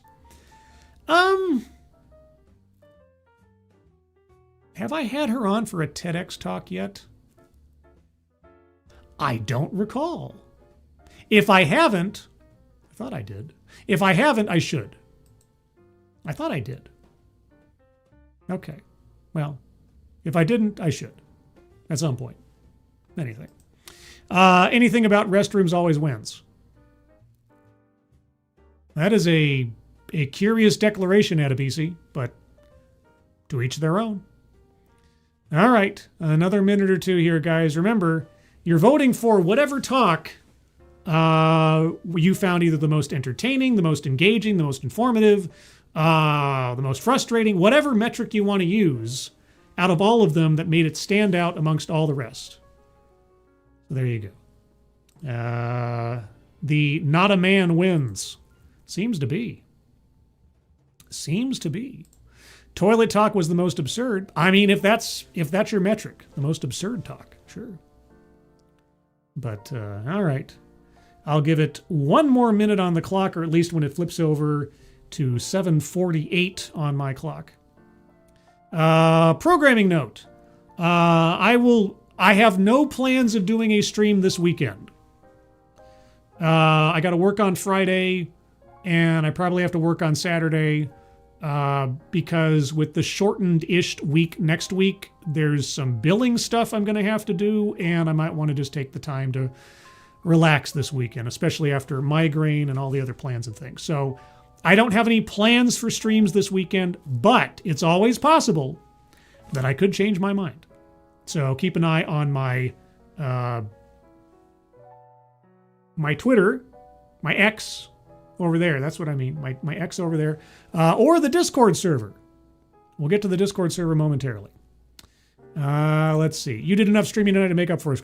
That's kind of my thinking. That I've more than covered my bases. But who knows? I might get an itch to do some news stories or something on Sunday. So keep an eye out for that. All right, we're going to end the poll. The winner which I can't display on StreamYard for some reason. But anyway, the winner of the poll was gendered bathrooms. 60% with belonging in schools, and tokenization tied for second at 20%. The loser was men embrace vulnerability. Only 10 people voted out of 83 people watching? Wow, okay. Maybe people don't have access to the poll somehow. Anyway, Tom Connors will call. Maybe. All right, well, gendered bathrooms. Yes, I will say that between gendered bathrooms and the obvious shady dealings within the tokenization one, I was split between those two. But I think gendered bathrooms probably had overall the most ridiculous, and yeah, Sister Scribe was definitely a deciding feature there. That helped out a lot too. So there you are, everyone. That is this year's TEDXmas, a 4-part marathon of various and sundry topics in the TEDx format. Now, will I be doing a similar marathon for New Year's, which as well will fall on a Thursday next week? Maybe. We'll see. I mean, I will do a TEDXcellence. I don't know if it'll be a marathon. It might just be like a regular TEDx talk. But for the new year, the first TEDXcellence of the new year, I should probably try to do something special. But I don't know if it'll be a marathon. We'll see. I have a couple of ideas, but we'll figure it out. Otherwise, everybody, let me tell you all about the Discord server. If you're not already a member of the Discord server and would like to join the Discord server, well, I will get you a link to that, and it'll be in the chat in just a moment as soon as I generate a brand new link. Link to the Discord server is in the chat right now. If you'd like to join the Discord server, just click on that link. You'll find yourself on the landing channel called Say Hello. And in addition to saying hello, you just have to say the secret word. The secret word will tell me that you're not a bot. Actually watch the stream and have thus earned the right, the privilege, the entitlement to join the Discord server. And today's secret word is NF Trees. Yes, just say hello, NF Trees, and I'll know that you watched the show. You could also just say hello, Merry Christmas. I'll take either one. Either one will be an acceptable passphrase for getting onto the Discord server. Other than that, I just want to take a moment. I know this isn't New Year's quite yet or anything, and by the time we get back to this, it'll be after the New Year. But it's been a very eventful, tumultuous, significant year for me and my family. As I've heard from several of you who've had incidents in your own lives over the last several months, has been for you as well. I want to thank everybody for making this year easier for me. This channel, these streams are, after a fashion, my therapy. They're my escape, my catharsis. And certainly in the last several months in particular, or last year basically, it has been a nice oasis and welcome distraction from other things going on in life. And you guys and all your support and all your well wishes and your camaraderie with each other and with me has been a great gift and blessing, and I appreciate it. I'd like to mark the fact one of my proudest events of the past year was the fact that we, as a community, raised over $3,000 for leukemia lymphoma research, for the Leukemia Lymphoma Research Foundation. So I'm very both proud of that and grateful to all of you for contributing towards that effort. And so thank you for that. And just the year in review, I'll probably talk more about year in review stuff next week for New Year's. But I just wanted to make sure everybody knew about that. We're talking about Christmas time, and I know it's not Thanksgiving, what I'm thankful for. So I just want to say Merry Christmas to everybody. Hope you and yours are all safe and well. But for this particular broadcast, everyone, thank you so much for joining me. Moderators, thank you for keeping an eye on things, even though everyone here is so well behaved, even in mildly adversarial conversations in the chat. You guys have very little to do. Everybody who donated either to myself or to the Leukemia Lymphoma Society donation link at the top of the chat box, thank you guys so much for your generosity, especially at this time of year. It is very much appreciated. Again, I more likely than not, I will not be doing a stream over the weekend, but you never know, so keep your eyes open on that, both in the Discord and on Twitter, X. But I will be back here certainly on Thursday next week for another TEDXcellence, the first TEDXcellence of 2026. I will probably also do a DEI Death Watch on Monday. Might be a short one, but we'll see. We'll see how many stories have come out in the meantime for DEI Death Watch. Otherwise, everyone, again, thank you so much for joining me. I hope you all have had a great and Merry Christmas. And I hope if I don't see you next week beforehand, I hope you have a happy, happy New Year. And I hope you're all safe and well. If you're not well, please get well soon. And presumably, hopefully, I will see you on the next one. Take care. Bye-bye.